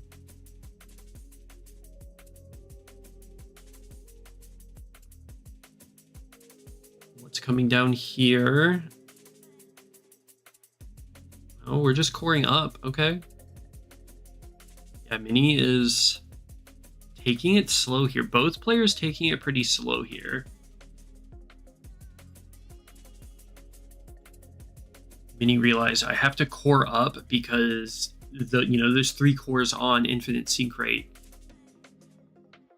And can really be a detriment here. And that Pintan is pretty large here. It's a 6k because of the 2 cores on Volcanic Canyon. So it's swinging in for 6k. And even if he removes the 2 cores, it's still swinging in as a 5k. There's not really too much that can be done here, barring like a doubly deadly, paying 2 cores and just doubling the World of Memories, I think is the best play if Elixirs has it.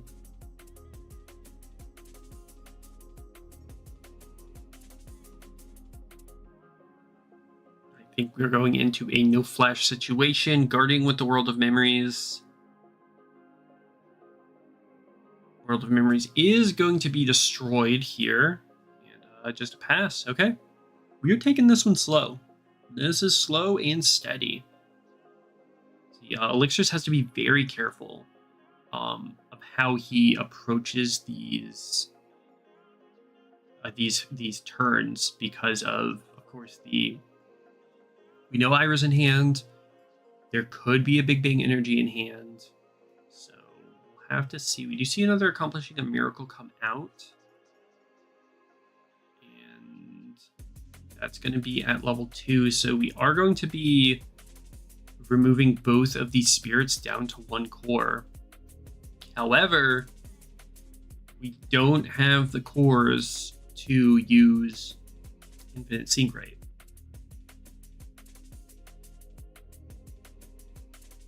And I really, really feel like at this point, we just want to put the additional core on Dialogue with Father and get that draw in. Because starting the turn, if you put Amethystis down to level 1, then the Amethystis won't get any additional draws. So I think that's what we're going to be doing here.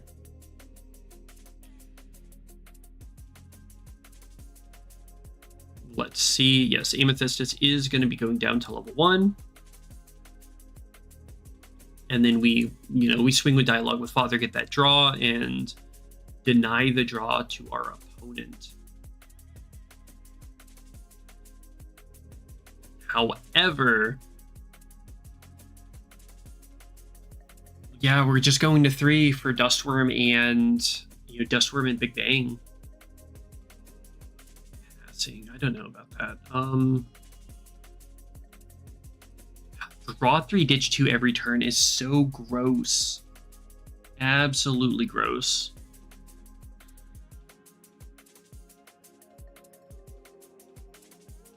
All right, we get rid of a Nova. likely means there's another Nova in hand. And we get rid of an Ice Shield. You know your opponent's hand is stacked when they get rid of an Ice Shield. And we play a third Volcanic Canyon. Okay, now this is just greed. This is straight up greed for Minnie. This is, I don't know what else to say. That's just greed, bro. I don't know about that one. That Tricera Warrior is not level 3 because he's got more than 2 spirits. Are we just getting rid of the Pintan? Like, what are we? We're just... You can't kill the Dapper Boy. That is just absolutely not allowed.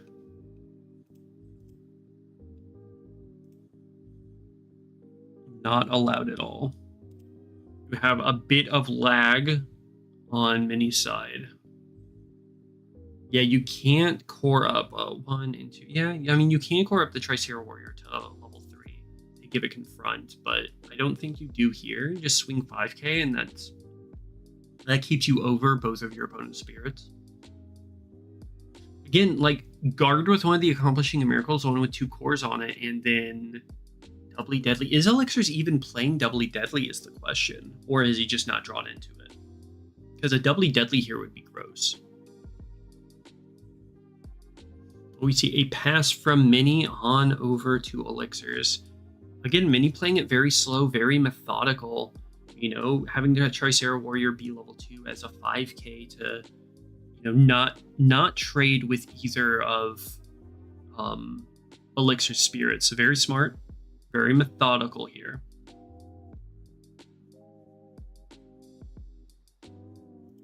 All right, we do get the Purple Smoke Valley down for Elixirs. So that Purple Smoke Valley is going to be able to give him the ability to you know, start drawing when he removes cores. And we do see the... Alright, we see the Ascend Eva 01, but what are we ascending off of? Alright, we ascend off of Dialogue with Father. However, Evo 1 Awakening... Isn't Evo 1 Awakening 3 cores for level 2?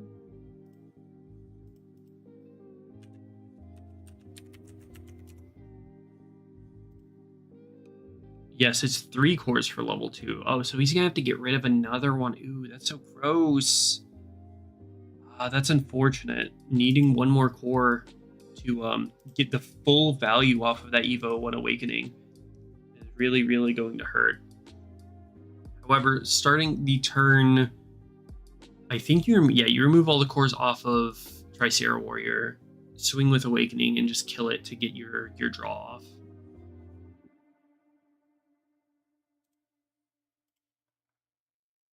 It does have a T feel. Ooh, I don't. Okay, well, Evo 1 Awakening won't die to Ira because it's a level 2. It's a 2-core spirit. At level 2, it's a 6k, so it doesn't die to Dustworm Drought Dragon either. So neither of. This is a good play by, actually, a very good play by Elixir, because neither of his spirits would die to an Ira here. And neither of his spirits can die to a Dustworm Drought Dragon. So we've got, you know, we definitely have a good setup here for Elixirs. And the fact that he is sitting at, he's swinging with both spirits, that's a little risky here.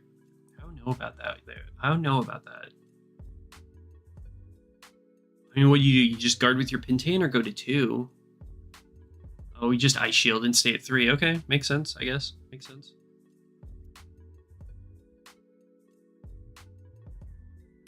We are now drawing for ditching 3 at the start of our turn because we have 3 Volcanic Canyons. Okay, new win con unlocked. Let Minnie deck himself out. That's the new win con.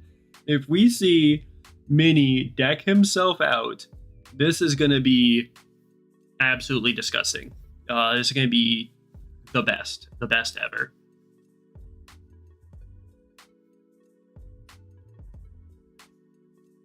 So we ditch. What do we ditch? A Dream Bomb and an amethystus, I think, and something else. I only saw the one, so we'll have to see what else gets ditched out off of this, or what happens here. He does have quite a few cards in hand. Minnie does. Another burst goes down. Very likely another like another ice shield or something like that. Again, okay, so the Andromeda is going to destroy probably the Purple Smoke Valley. Yeah, the Purple Smoke Valley gets destroyed. There's no point in destroying the ISR. Now, what else do we see here? We see another Amethystus.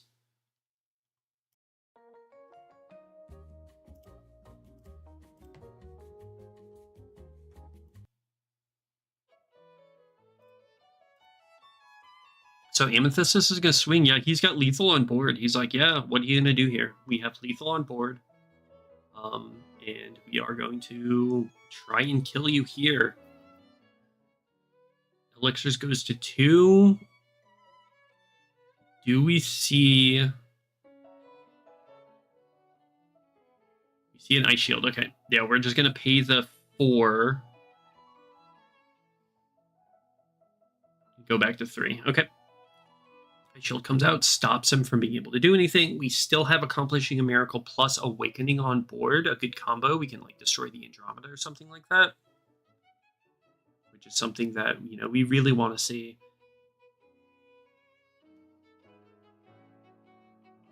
So let's see how Elixirs navigates this. See if he navigates this well.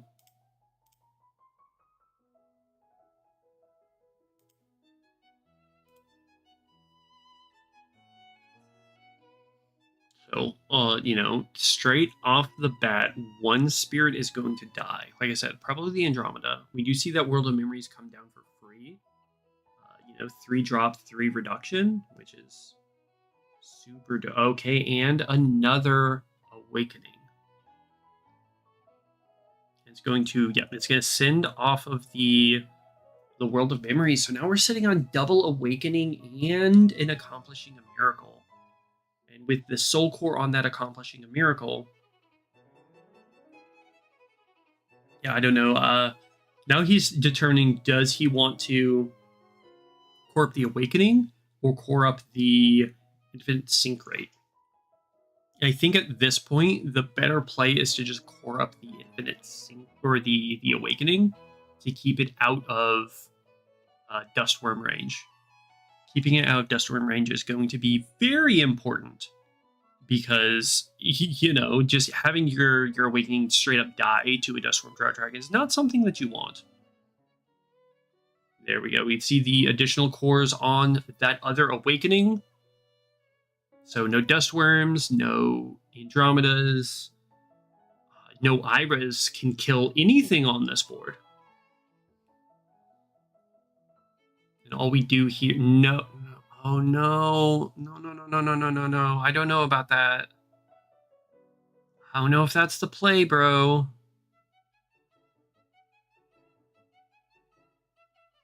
That Awakening just dies at this point.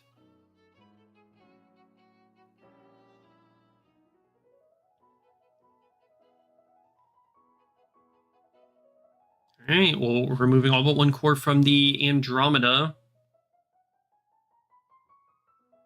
We can swing with an Awakening to straight up kill that Andromeda, which is definitely what we want to do because we want to keep the high costs off of the field. Another thing is at this point,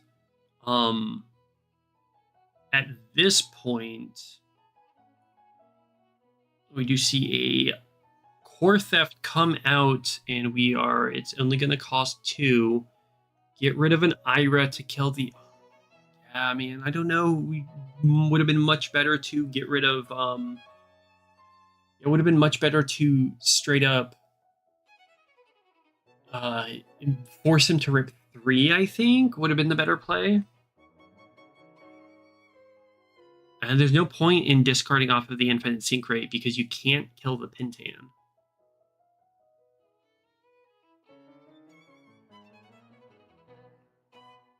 Oh no, what are we doing here? Deadly Balance. Oh, yeah, see? Oh no. I don't know about that one here, bro. You just kill the Accomplishing a Miracle? Yeah, you kill the Accomplishing a Miracle, and then you ditch a card to kill the Pintan now. Now you ditch a card to kill the Pintan. Because you left the Pintan at 2 cores.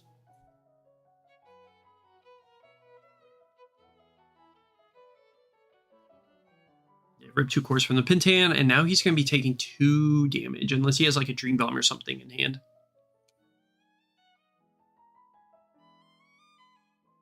Oh man, another Deadly Balance. So painful.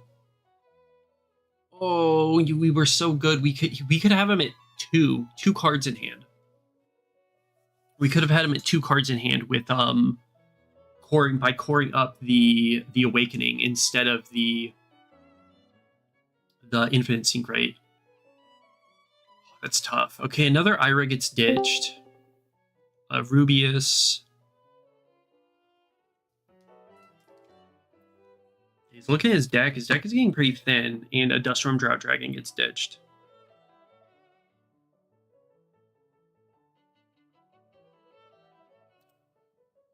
So, I don't know, man. Ancient Draw, a whiff on the Ancient Draw, so that's good. We do see a draw too, but then a whiff on the Ancient Draw. And getting rid of the Iris isn't a huge deal because Blazing Boar can just get them back. Rubius comes down with all the cores in the world. Us Rubius is going to be swinging huge for 5k. Putting all the cores on it to guard against like a core theft and the Infinite Sync Rate. Though like just a Deadly Balance here could really ruin things. No, we're just going to go to 2 and flip a What's Good Morning. Okay. Okay, we do have the cores. The third boy. Okay, we get the... Okay. Pay the 5.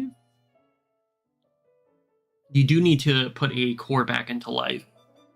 If he doesn't do that, then I'm definitely going to say something. Okay, core goes back into life to 3. And are we paying the 5? No?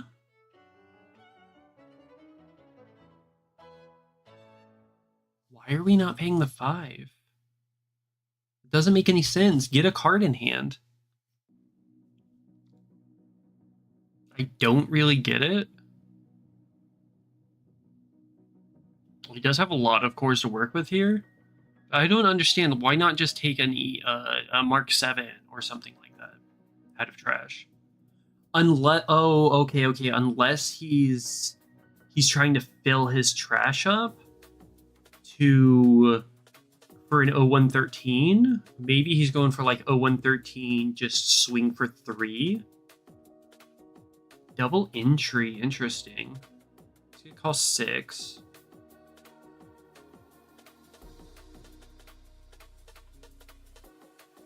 God, what does double entry do again? I've read it like 3 times. All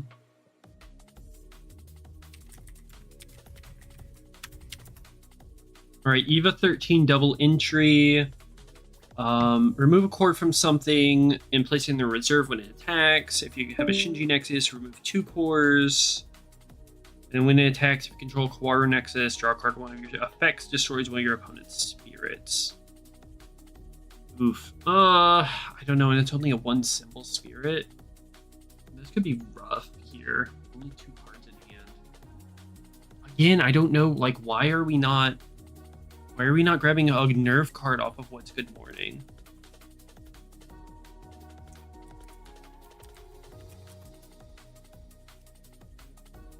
Yeah, select 1 Nerve Spirit card or 1 Shinji or Gendo Nexus card from your trash and return to your hand. He could be grabbing Mark 7s and stuff just to have him on the field and be able to draw off of, those Mark 7s dying. You see a Volcanic Break, what looks like a Starblast draw, and a Big Bang Energy. We've got what?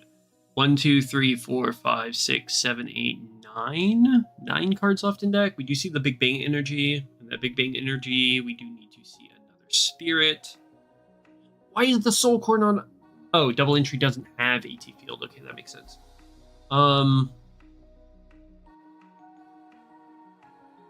Yeah, we're pulling all but one core off of that Rubius. Oh, we're pulling all cores off of the Rubius. Okay, we just want the Rubius to die because he's trying not to dig through his deck. You see the Ira get played off of the Desperate Drought Dragon. It's going to kill the double entry, and he's going to draw a single card. But what's important here is that Elixirs is still at 3, so he's not going to die off of this Ira attack. And another Ira comes down. 2 champion Iras on the field, by the way.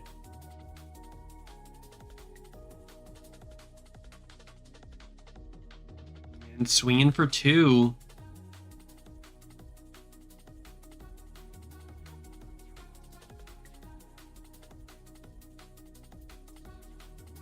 We're gonna take, oh, it looks like 1 basically, and ooh, Dream Bomb. Okay. Taking 2, Dream Bombing the other Ira. Interesting. Okay. We're still in it. We're still in this, I think. He said if we have like a an 0113 and 10 Golem Spirit cards in the trash, we can just straight up deal 13 damage or deal 3 damage.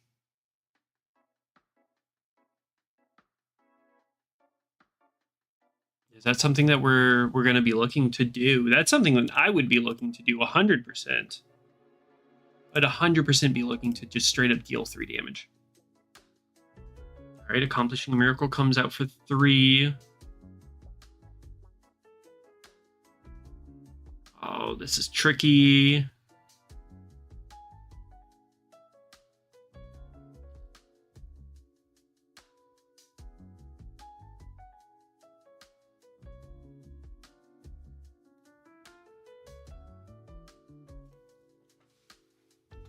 Let's see what we do here. Let's see what's possible for Elixir to do. He only has 2 cards in hand.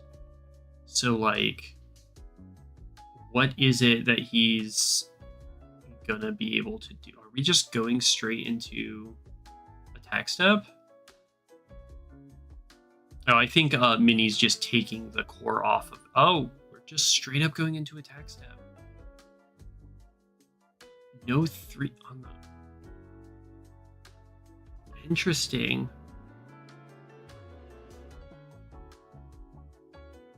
Okay, ping 2. Third boy, what? Oh, ditch an infant sync rate to get the last one off. That makes sense. And I think that's game. I think that gives the win. Yeah, I think that gives it. He's like, yeah, that's it. That's over. Holy crap. Okay, look at that. I think that's going to be the only match we're doing. That was a very, very long match. So give me one moment, guys. Yes. Yo, that was an amazing match. Got bullied, man. I couldn't find any Big Bang Energy until like bottom of my deck. Yeah, I know. That was crazy.